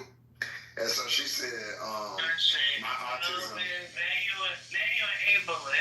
I don't give a fuck. You don't. If you can call me dumb and refer to mental capacity, you forgot that you be telling people you autistic, and that chain swings both ways. So he gonna say my autism affects me in the way that I'm hyper intelligent. I said maybe hyper vigilant, hypersexual, but nothing. There's nothing hyper intelligent about you, sweetie. Nothing. So either you don't have autism or it affects you in a different way. And I was just like, JD, let me explain something to you. This audience, this very fragile audience that, you know, you can say and they'll ooh and ah, I don't give a fuck about that. These bitches will be bleeding from nose and ear once I finish saying all the shit I will say to you. And I won't give a fuck. And I plan to tomorrow. Okay, man. Wait a minute, so this was Ping Me too, but this was today. That was earlier. She got into it like she got into it with Otis, and she just got all this old shit to say. Because he got into it with Don Gimme on And Don Gimme fried him. He told that bitch she need a milk bath, an oatmeal bath, because she got eczema. Wait, what was her issue with Otis? Who, Don Gimme? No. Oh no, he just always calls us old, and he says the old gays have never done anything for the new. Like, he just has all these random critiques. He's just a bitter. To be 30, I've never met a bitch so bitter. But she got the right one. She plays for all these girls, and she never. Bitch, I'm from the why he wouldn't be a Gen Z so bad? Well, her old ass. To me, I don't understand it. And you trying to act old. Claim to be Gen Z is crazy. Didn't tell me she was modeling for Carl girl move around. I thought they were just playing when we would come in the room, and you know there would be jokes about our knees and the old people. I mean, we just let it fly because it was just like whatever, you know. I mean, and I thought they were just playing. I didn't realize, you know, that apparently it was actually ageist. Yes, the girl. Listen, the reason I stayed in there because I wanted to see names and who said what, so nobody can't say, "Why are you saying this to me? I didn't say nothing." I just went, and they like, "Why are you standing here?" I didn't even say anything. They was, you know, he been wanting to say this. Some girl named Is one bitch in there? I don't know her. But whenever I catch her on a free stage, I'm going to run her off that bitch. Yeah. She Dr. What was her name? Marty Pants. Her too. Ooh, she kept saying all this stuff. All them bitches is dumb. And yo, y'all non-binary and Lulu. She kept, and then they was like not too much on Lulu. I'm like, yo, y'all really don't understand what I will do to y'all verbally. I've looked at every picture. I've looked at every Instagram. I don't give a fuck. Y'all keep playing with old people. I'm gonna show you what an old person do. I'm gonna show you exactly what an old man gives. But people don't know that. Then I was in a room. What was it about giving away homes? I just clicked on it by accident. I don't know if y'all seen that room where they always talking about free homes or whatever. And I was, in there, and the dude rings me up, and then he wants to look up where I live and all this other stuff. I said, bro, I'm out of here. I said, I ain't in here trying to sell nothing to nobody. Didn't ask y'all for no money. They're very rude in that room. Very rude to people. They want to dox people. Look up where you live. Ask where you live. Public information. That room, people are mean in there though too. I'm just saying. I don't know if that room was a Republican room. I bet you it is. But those folks in there are very, very mean. They're mean as hell in that room. They treat people like crap. They do. No. Yeah, people are wild. Just what happened between you and Ion? Because I saw that and I was like, oh my God. I can see right now, I'm going to be the gay that don't know that all the other gays don't like her. I don't like her. Oh. And I have a problem with Ion is wild. Wild and stupid. Yeah, I mean. She was like, I voted for Trump, and I was like, shut up, you bitch, you don't even look like how you sound. Imagine being on here sounding all dainty, and bitch, you a big ass hoongy nigga. Bitch, get the fuck out of here. Matt, come up here and tell me what you did to Curtis, because that shit yesterday was crazy. The chat was crazy in that room yesterday. Oh, Matt, yeah. Matt was down there. Yeah, Matt.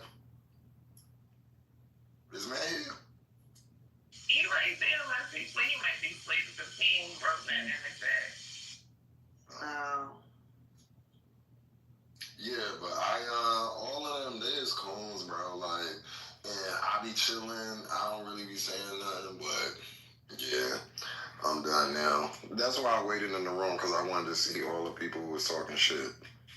Y'all bitches don't know me. Because and I wasn't saying anything in the chat. They just going in. And these all geriatric, and I was just going from Instagram to Instagram. Oh, okay. Oh, interesting.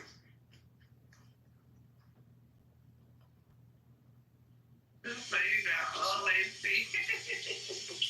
Yeah, they have to be ugly as shit. Like, man, bitch, you got skincare to worry about. And I know it was just strange because he was supposedly very supportive of Black women, and then he was a divester, and he would be like, I don't date Black men. My boyfriend is Asian, and he was always saying that, and then it was like, I'm from the Caribbean, and then it was like I'm a Trump supporter, and it was just like his politics are all over the place. It just does not make any sense. Black men don't date you, Ion. That's the thing. They're like people be, I don't date you, because that's what you don't have the choice to.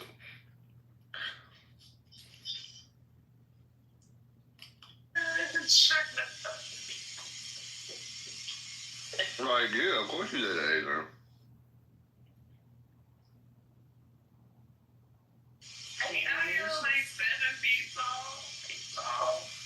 Because Ion was known, he was known for disrespecting all Black men. That's what he was known for on the app very, very early on. When I first came on here, he used to dox people. His name was part of the doxing. Him, Whack, and I like this female when I first came on the app. That's why she got her ass knocked the fuck out. Ion. I just think people should stop playing. Like, Ion be talking all that cash shit. I'm not that kind. I'm a different guy. And I'll just say that.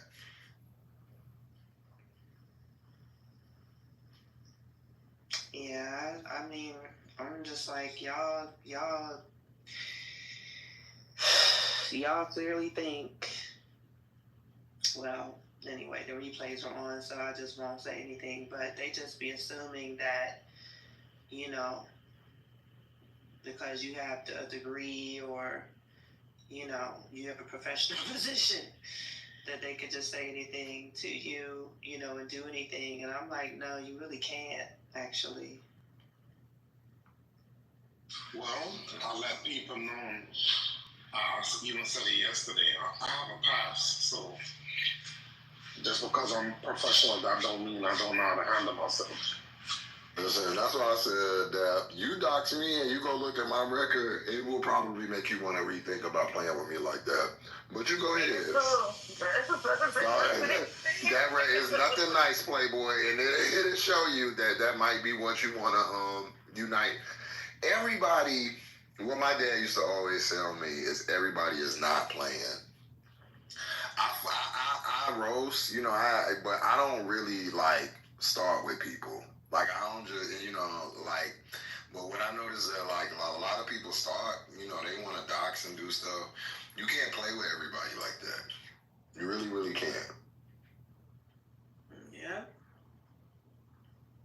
I mean, I do feel bad because I didn't know people's ages. So part of that, I did. Somebody told me they were like, oh, they kids, and I'm thinking about the fact when I was their age, I was outside, so I wouldn't have been on Clubhouse. So y'all lame as fuck. Y'all kids is lame as fuck. Why are you boasting about you being in your fucking 20s and you said nothing? Not doing nothing. Girl, please, I wouldn't even know nothing about the Clubhouse if I was when I was in my 20s. Because I was outside so hard. So that even if you did, you wouldn't be coming at people sideways, you know what I mean, just out of the blue. Especially older people than me, I thought they was cool. I wasn't doing oh, you old as shit. I don't remember that. Did y'all do that? No, I mean, we have great relationships. Yeah, cousins that was older, like, I thought they was the shit. I never, like, even now, I don't be like, I mean, I'll be maybe like, what's up, old head, or some shit like that, but I never will be like, you a geriatric, like, Yeah. I'm trying to get where you got. No, the elders are the bomb. I mean, it's just like people, they're just crazy. I mean, but And most times say is, you know, you're too old for that shit. That's most times what I say. Because they be too old for the shit that they do. But outside of that, like, you know, I don't have no problem with people being older.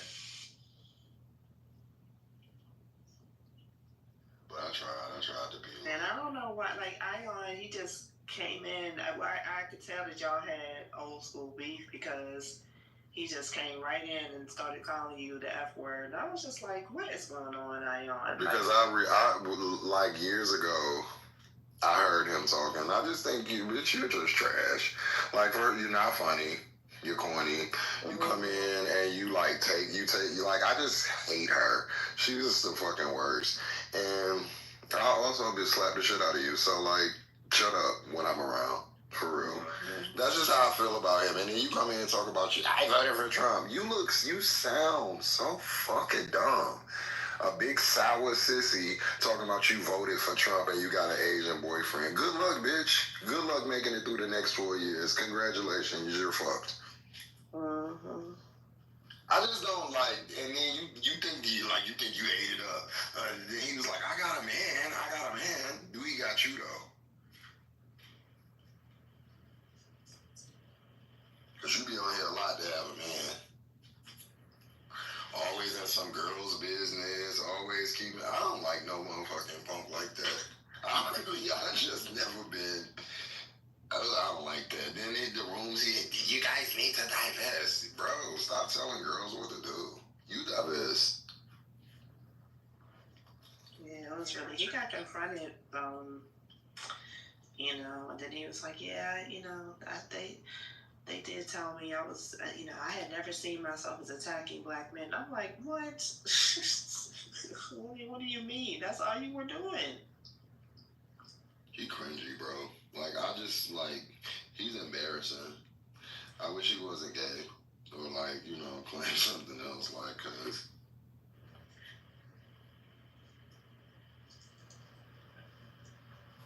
I should go get Don Gimme again. Cause when I tell you he fried JDS. What? Yo, as soon as he came in the room, he just started cooking. Was you in there, Brooklyn? And she was like, well, somebody said that, and I was like, damn. One thing about Don Gimme, he gonna fight. He gonna pull up, so. And what's their history? I mean, JD is. That's what you don't want to fuck around and find out with. Yeah, when you think Don Gimme, you think Matt, like that type vibes. But he worse than me and Matt. But JD is just, when I first got on this app, this girl was on here terrorizing. Just doing all of this stuff. Now, I guess she revamped it, you know.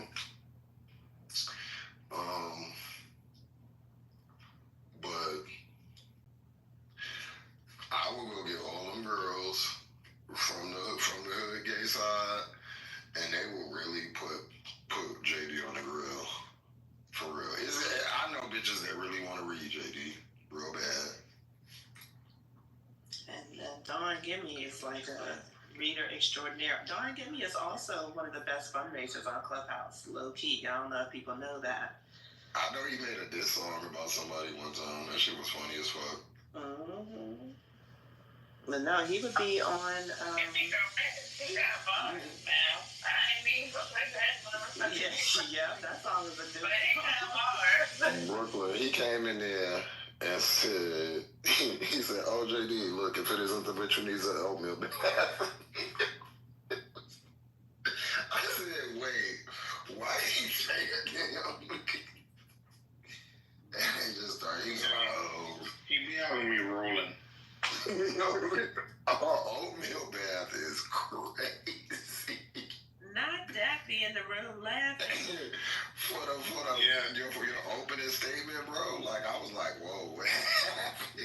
guys talking about that room from yesterday?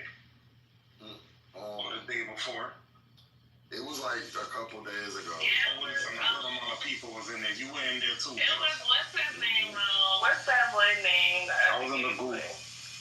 What's his name? You know, what's that boy name? The other gay boy. It was his room. The nigga who room it was. It was Crown. It was Crown room. Whose room? Crown.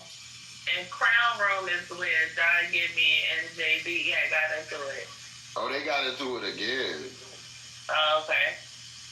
Because, you know, they got into it one time and they were saying a whole bunch of shit. I really couldn't keep up. Did JD say something negative about me that day? Yes. I mean, just like the same thing he was saying about Sonny, like, you know, these old women, they just, and I was like, yo, why are you, and then that day when you came in, did he put you out? No, I left. And then he was writing me in the back channel begging me to come back in.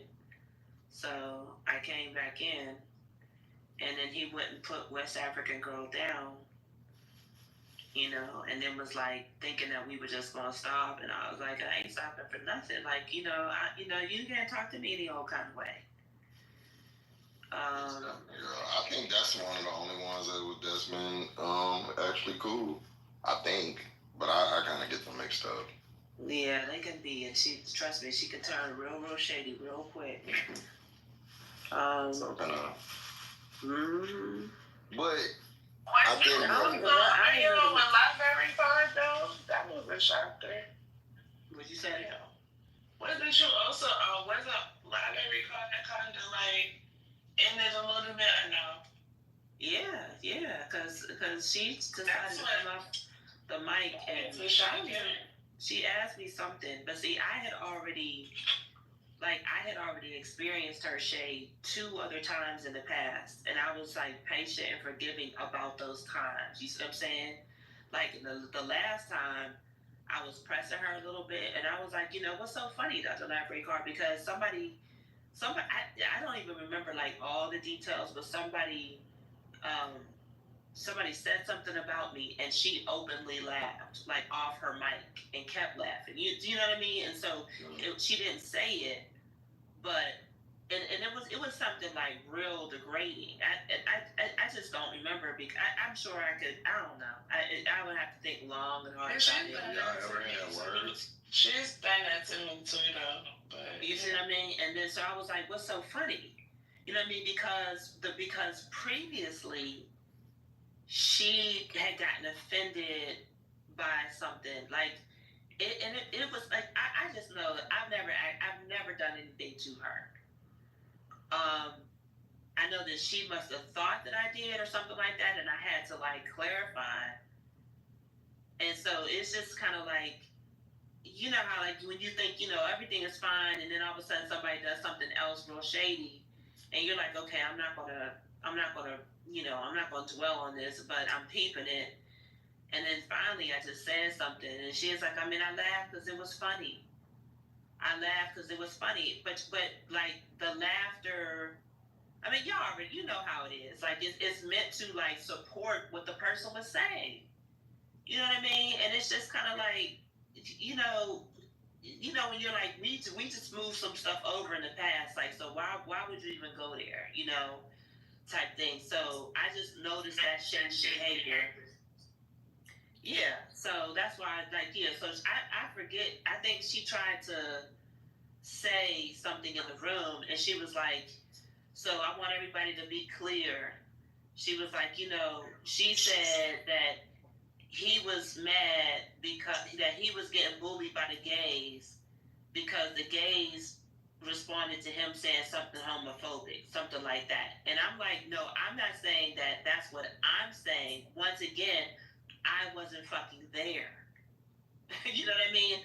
I'm relaying what the messaging apparently was, and you know why he got mad. And the whole point was like he felt like he was getting piled on, and everybody was telling him, you better apologize, you better apologize. You know, y'all know what that's like. You know what it, you know what I mean? So it's kind of like, you know, even if he was in the wrong, it made him not want to apologize, if that makes any sense. But to me, asking people like for an apology, look, say something back to him and move the fuck on.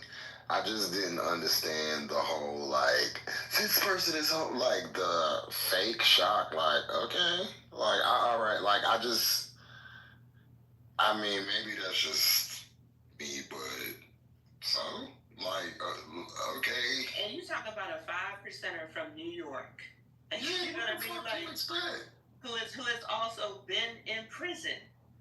And I've had conversations with him, and he was just like, "Yo, Dr. Goddess, listen, Dr. I mean, you know how he talks, you know." I mean, he's ignorant. I talked to him, but when we talked, he wasn't really disrespectful. He was a little bit, but then I just started roasting him, and like, this is the normal reaction that I get. They'll either start laughing, be like, "Yo, you crazy," or you know, like, bro.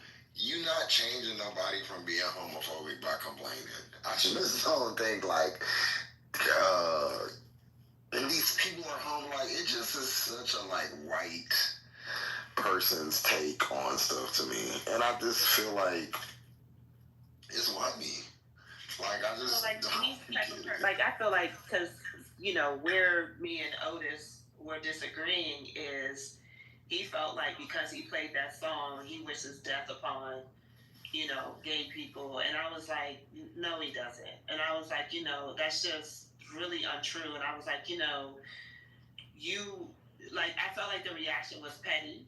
You know what I mean? But I just felt like he was trying to be turned petty for petty. And y'all seem to apparently be missing that. And I was like, you know, I've really, really talked to him. And I was like, and he's somebody that's just like live and let live. Like I don't give a fuck. Like he's just not, you know, he basically was explaining that even when he was in prison, he was just like, you know, he saw people, you know, they were doing their thing. And he was like, he's not into like gay bashing people. He's not into, you know what I mean? Like just, you know, he's not the type of person that's going to get violent because you're gay. Like it's just, and I was like, and I don't think that you should paint him that way. Even though I also believe that what he did was insensitive and wrong. Like, you know, I was like, you know, what's his name? What's that guy from New York named Brooklyn? That with the long locks, the fat boy. Starscream. Cream. I call him Starscream. Yeah. He did the same thing. Like he played it or whatever. Like played one of them songs or whatever. It took me a minute to even like catch what it was. I don't give a fuck. Like, so, bitch, you ugly. Like, I don't think that way. I'm not no fucking victim. And now, if somebody putting their hands on you, bullying you and shit, you know, but, bitch, you can't bully me over no fucking app. Sorry. I don't think, I know Ratu and Raquel, we alright. I don't know, I think they was talking about the Woman King, and he gave his take and felt as if the depiction of the gay character was inaccurate, and they debated on that. And I guess it, you know, kind of went left. You know how the conversation go. It went left, and then he said some more shit and did some more shit, and now everybody he homophobic and everybody beefing, but y'all was all in conversation with each other before that. And he could be homophobic, but handle it with him. Like, how you gonna press a girl? Yeah, about what he said. Like, you know, she didn't write the fucking script. Like, I mean, say something to him. Or like, and then I was telling them like, look, I'll say something to him. If y'all don't want to like, I'll roast him. Like, what is going on here? Like, what are we raising? Like, man up. Like, you know, stand up. The fuck? So he said something gay. Now y'all gonna, oh my gosh, what are we ever gonna do? Y'all read this bitch. And I feel like, look, my record on here is solid. I have windmill for my friends because, you know, I mean, you're not going to be harassing gay people on my stage. It's just not going to happen. You know, I might miss some shit. You know, sometimes I might have been asleep or whatever. You know what I mean? Like whatever. But like, you know, and like just said, you know, I mean,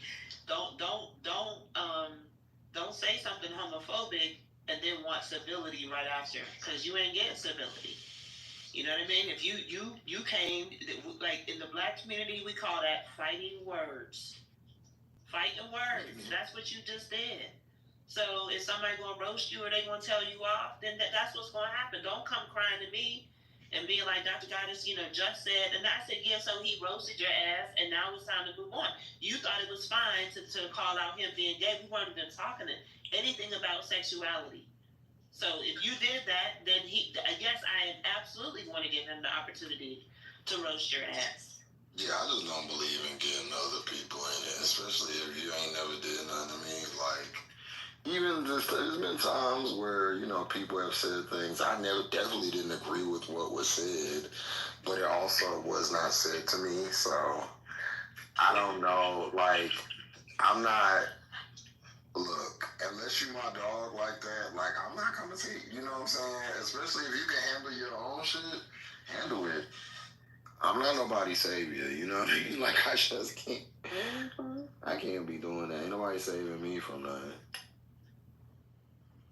Yeah, that's why these FBAs, the thug bully and bullets and shit like that, that's why they be mad. You know, they want to just perpetuate their bullshit and think that somebody's going to be like a victim. And I'm like, no, I mean, I'm a swing back. But it got to the point where, you know, you had whole communities just lying on me and circulating. I was like, see, it's to the point where, like, it's getting a little dangerous because we know, first of all, I'm outside. Like, I'm really, really outside. And there are things that people can do to track where I'm going, where I'm going to be speaking or whatever. And that's what I started getting nervous about is I frequent Chicago. I frequent Atlanta. You know what I mean? Like there's just different places. And I'm like, y'all, you know, like, stop. First of all, stop lying on me. Second of all, stop threatening me. You know, that was kind of like my two things. And you know, normally I wouldn't really care about getting lied on, but the lies were fueling the threats, and it just got worse and worse. You know, to the point where literally I had to call people, you know what I mean, in Chicago and be like, look, you know, I don't know if you know this person, but this person is threatening me. And I'm not even the only person that they threatened. It's just that I'm outside. You know what I mean? So they have and now, like, you know, when I bring it up, you know, if they're ever on the app or whatever, you know, they'll be like, I ain't threatening you, Dr. Goddess. Like, stop fucking lying. Like now that you know you out of pocket for doing it, now I guess somebody, you know, you must have a little bit of shame or whatever it is, and now you want to deny it. But like, no, it was really happening and frequently. And so it just got to the point where that's why I really appreciate Rob Warren and Mud. He's fucking trash, and that's why I'm just like, Dr. Library Card, you see. I mean, I'm not judging people because you know, if I really wanted to go in, I could say the same thing about Gold. I could, you know, whoever hangs with him and he keeps propping him up. But like, he is pure trash. He is a hateful person. Period. You know what I mean? And he's also just a loser. And I'm not saying that he's not even the person. He's not somebody that threatened me. But he is somebody that continuously, every day, kept perpetuating lies against me and fueled the threats. And of course, when they threatened me, it's not like he was like, hey, y'all need to calm down. He didn't say shit. So that's why he and I, we know we're not going to ever get along. Because I don't respect somebody like that. So that's what I'm saying. Like, if we're going around talking about who somebody hangs with, you know what I mean? Because that's apparently the standard now. You know, modding a room together or being in a room together and talking with them on the app, then I could make a number of different accusations, right? Like, you know, if that's the standard, then you're falling beneath your own standard. But I don't have that standard for people. I'm just like, you know, it's whatever. But since we're going to talk about this, then let's talk about it. Yeah, I couldn't say something earlier because you know my work. Yo, when I was in my 20s, my teenage years and 20s, yo, I don't even know. I mean, we didn't have internet like that, but if they did, I wouldn't be on here like that. You crazy? I'd be outside doing my thing. These fucking kids is crazy to me. And they're awkward. Yeah, they're very awkward. Very. And they don't know how to handle confrontation. No, they don't. Like, you know, and I don't mean like fighting, but you gotta learn how to like speak up for yourself. Especially to me, you know, if you are like a alternate, like if you gay or whatever, you gotta go. Niggas, speak up for yourself, because that's the only way you know you're gonna get respect. Don't whining about anything. I feel the same way about being black or whatever, you know, other, you know, thing is considered a marginalization. You gotta, all that whining and shit ain't gonna get you nowhere. Listen, just, I get a lot of the girlies don't be liking me. Because I'm the one that be saying that I'm sick of y'all always fucking crying about fucking, you know how they be crying and talking about femicide and all that shit. And granted, it's happening, but are you gonna cry when when the nigga pull up on you, or you gonna fight him? Are y'all gonna keep crying about how dangerous men are? You gonna be dangerous, sir? And it be crazy because you don't want to sound insensitive, because like I do care about issues, but I just feel like, yo, I don't want you to be the victim of everything. Like, I just can't be no victim. And do something about it. Like, you gotta do something about it. Period. That's how I feel. And doing something about it is not like, oh my God, can you believe this? Acting like a white lady. Right. Like, I just don't be understanding that. Like, I am appalled. Okay, so what? They don't give a fuck. And that not everybody is even young. Like Mark Carter, he is like, for me, public enemy number one. Oh. You know, he is the Mark Carter. He's the one that was like begging Trump to come to Chicago. You know, he's like a, yeah, King. Yeah, I mean, he was the main person threatening me on the app. And, you know, he used to brag all the time about how him and some other guys beat up this gay Black Lives Matter activist who was leading a march. And he was real fucking proud of it. I used to cuss him out at just even about that. And then he got a gay daughter. That's what I'm saying. So when I found that out, I said you are just a complete terrible person. I said you are trash. Your own daughter, you know what I mean, is gay, and you want to sit up there and brag about, you know, beating somebody down, you know, because and she might have been butch, because it was just like, you know, he was just like real proud of it. I was like, you're disgusting, like, you know. And he's like, you know, I mean, we did the same thing. Like, listen, you're not gonna come here and run that mouth. Do the same thing to you. You did, you know, and I went ballistic. He threatened me several times. I don't wonder if that's that same dude. He was like, well, because if it was up to me, you wouldn't be here. I said, bitch, you have a hard time getting me up out this motherfucker. I guarantee you that. And come to find out, this dude is like 5'2". You know, he's just a terrible fucking person. Like a lot of them, they moved to Twitter, and I'm so glad. That's the only reason why we're not on here, like, still beefing. But like, if you think about the Essence Festival and how the discussions have been on this app, it was just like that, just times 10. And they're just crazy. They're just illogical, just terrible fucking people, xenophobes, homophobic, violent, and just terrible people. Like, I'm just like, y'all are who raised y'all? Like, what is going on? Like, even in the black community, like, yeah, like, even in the black community, like, haven't y'all learned, even if you are homophobic, you just leave people alone. How about that? Like, that's a very basic tenet. You don't have to be in their lives. You don't have to know the details about their sex life. Where is the just leave people alone clause in the black community? And then what happens when you meet the right gay person? Like, what happens then? I've seen that happen just way too many times. Living in New York and Atlanta, that shit just don't fly. Like, some of these gay boys throw them. So you just got to be careful. Yeah, I'd rather not even. Yeah, people like, do more than throwing. You get the right one on the wrong day, and it's over for you. Yep, it's not even up to terrorists. And they also have only one conception of what they think a black gay male looks like.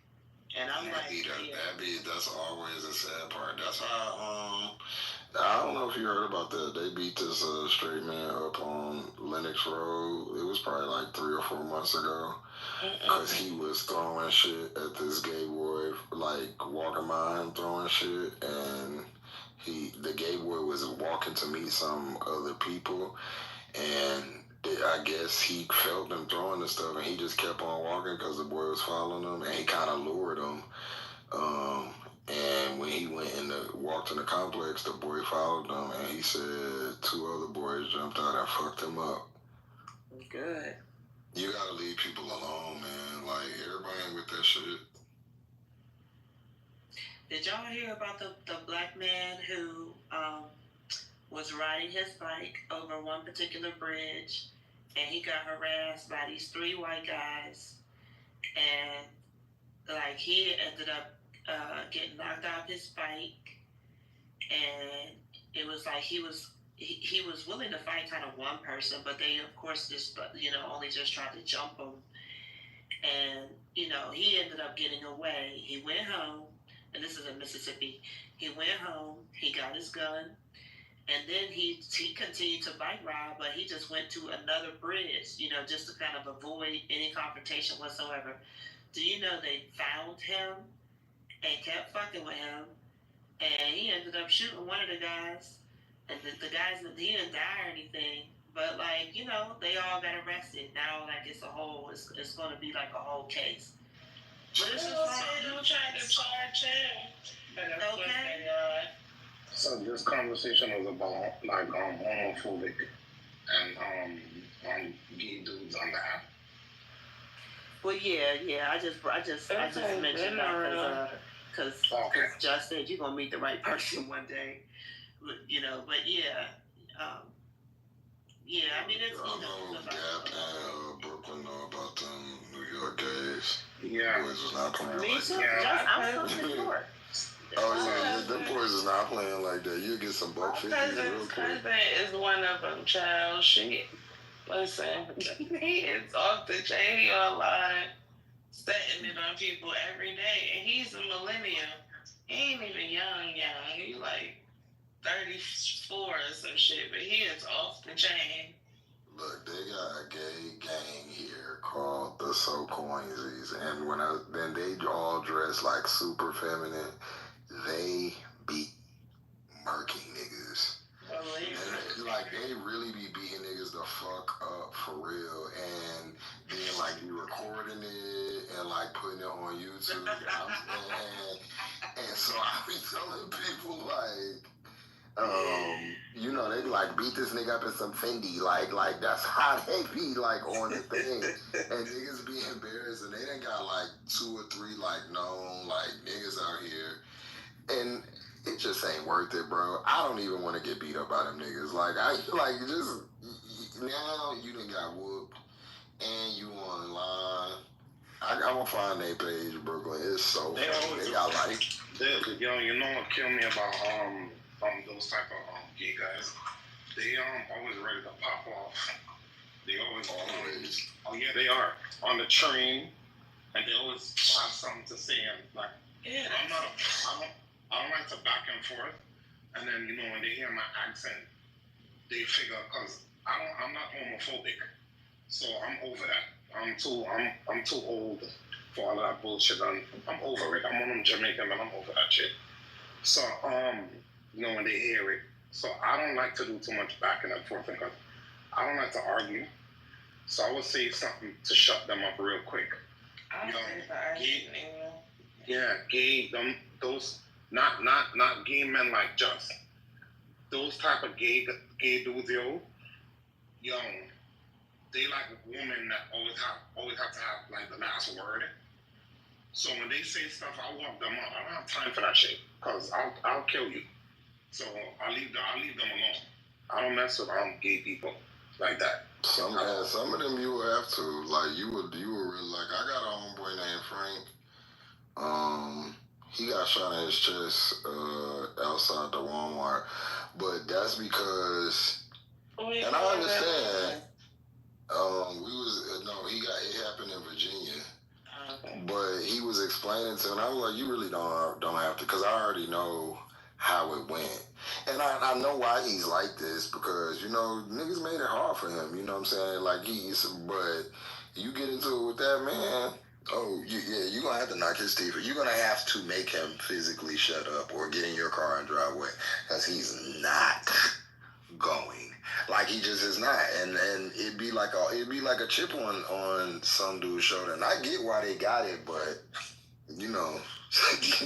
I just be hearing how some dudes talk about how they gonna do some straight niggas, and then I be knowing some gay niggas. And I'm like, that happened to me though at work one time when I was in college. I worked at this call center, and down here the gays work at the call center. That's where they work at. And I don't know what happened. I really don't even remember what happened, but the boy thought I wasn't gonna fight him. He had the right one to me because I was like.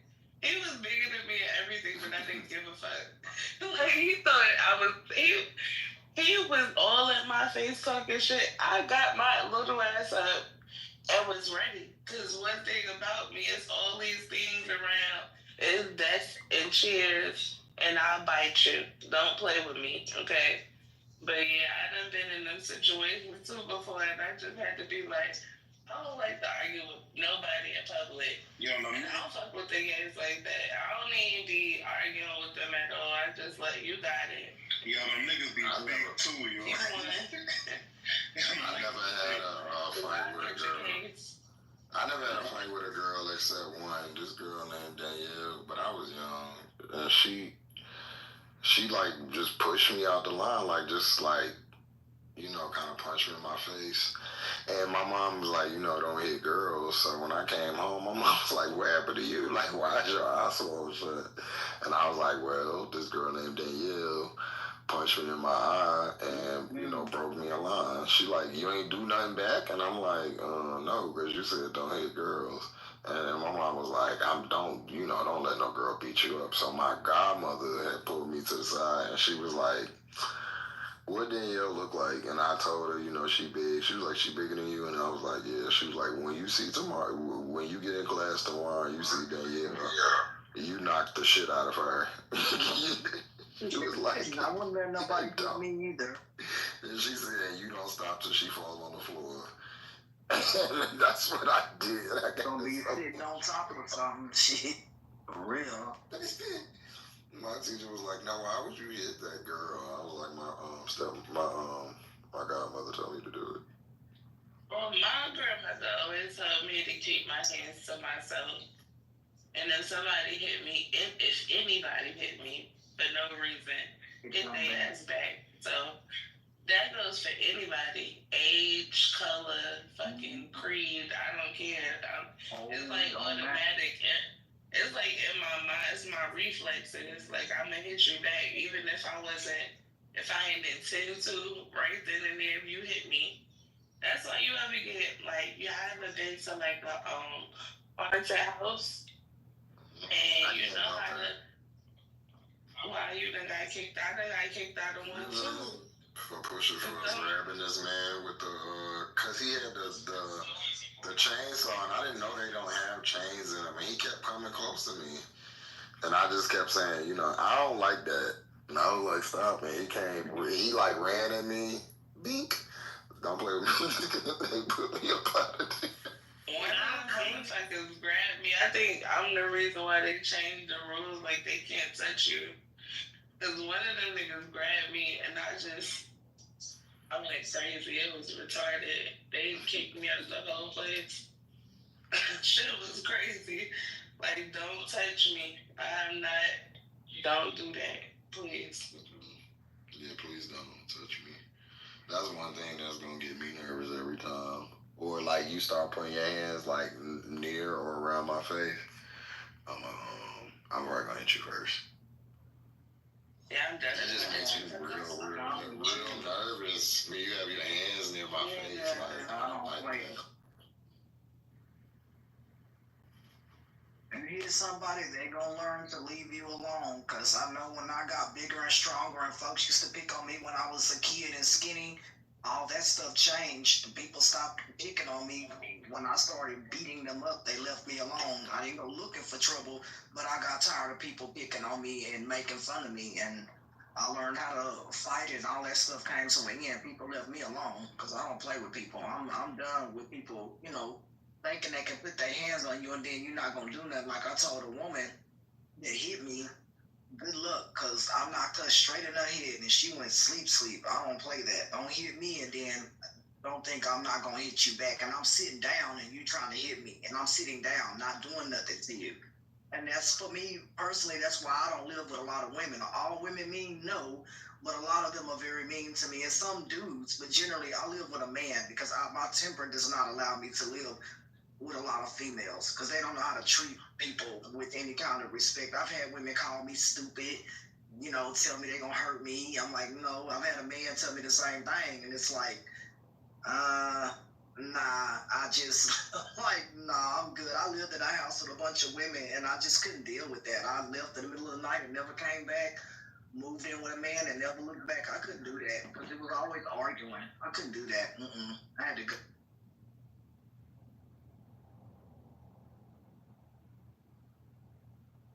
Well, I've never been the type to start shit. I talk shit. Yeah, I talk shit. Big shit, buku shit. People be like, oh, they be wanting to fight me from the shit that I say. But I've never been the type of person that believe that words warranted physical touch. And so if you touch me based on some shit that I say, your consequences are really gonna be hard. I'm telling you, because I'm little. Right? Keep this in mind. I've always been. And I don't fight shit. I don't believe in a fair fight. I don't even know what that is. So I've never had a problem with people that were bigger than me. I never gave a fuck. I never will. Not something I like there. I don't even. What is that? What is a fair fight? What's that? Ain't nobody fighting here in Texas. Let me say this quick story, and then I gotta go to bed. It's a little kid that my neighbor, her son, he's like the coolest kid, man.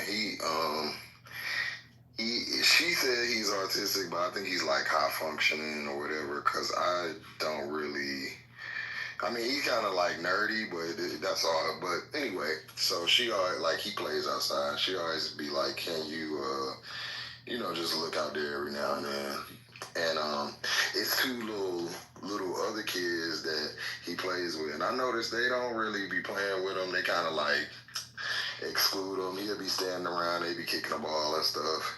And then sometimes they'll be arguing, but, it's kids, so I never really got in it. But the other day, I was in here, and I heard somebody, like, yelling, but I didn't really think nothing about it. And then I just kept hearing it. So I went to the window. The boy, my neighbor's son, the little boy, he got a little fat Mexican boy. He had him bent over this car hood. When I tell you, bang, bang, boom, bam, and the boy just arms flailing or whatever. So I said, I'm gonna go down here and try to peel. Like if they're not fighting when I get down here, I'm gonna just leave it alone and go back upstairs. Man, when I got down here, he was still rocking that boy shit. I mean, still had him bent over this car hood, beating the boy up. So when I went over there to break it up, man, if y'all could have seen this boy face, you remember the episode of Martin when he fought Tommy Hearns, and he was like real lumped up. Yeah. That's how the little boy face looked. Oh no. It looked so bad. And so when I seen it, I was like, ooh, like it scared me. And so I said, what happened? He was like, I told him to leave me alone a lot of times. And this little boy mom came outside and she just instantly started crying like, what happened? What? Like, he beat the lights out of that boy. And like maybe a day or two ago, I was coming in and the little boy was outside playing. Ooh. I wanted to tell him, yeah, you need to go back in the side because you need to let that heel up some more. He looked like somebody ran over his head with a car. Head just swole. So that's my lesson. You gotta leave even the kids. I said, damn, you pack a punch. How did you do this to this boy's face? Yeah, you gotta be careful of your circle. You never know. You just never know. His mom was at, I said, I don't know how it happened. She said, they said he had him pushed back over the hood. I was like, he did. Was you proud that your little friend? I was just like, you can't be doing stuff like that. But he like, you know, he was like, I even told his mom. But you was secretly like, yeah. I mean, once he told me the case, he said, look, my man said he told everybody, he told all the proper people, and ain't nobody do nothing. And he was like, my mom said I should take things into my own hands when no one helps me. And I was like, well, no, hey. They thought he was somebody to play with. They thought my man was they thought he was Urkel, but he turned into Steph, motherfucking Mike Tyson. And I'm proud of him too. Like, he's gonna be kicking my ass like rubber child. You just imagine trying not to laugh. When I seen that little boy head, I said, man, what? I bet you they next to him now. I had to look. I was like, did this nigga have like some brass knuckles? Nope, just hands.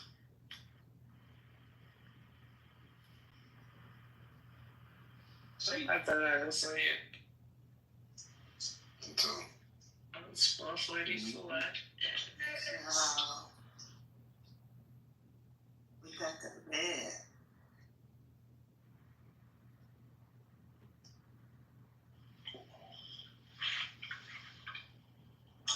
See you guys later. I gotta start working. So I'm at work. Yes. All right. Good night, Joe. Yeah. I'm gonna boom the room. They're still using. Oh, you up? You up, Patty? All right. Yeah. See you guys later. Have a good day. All of you.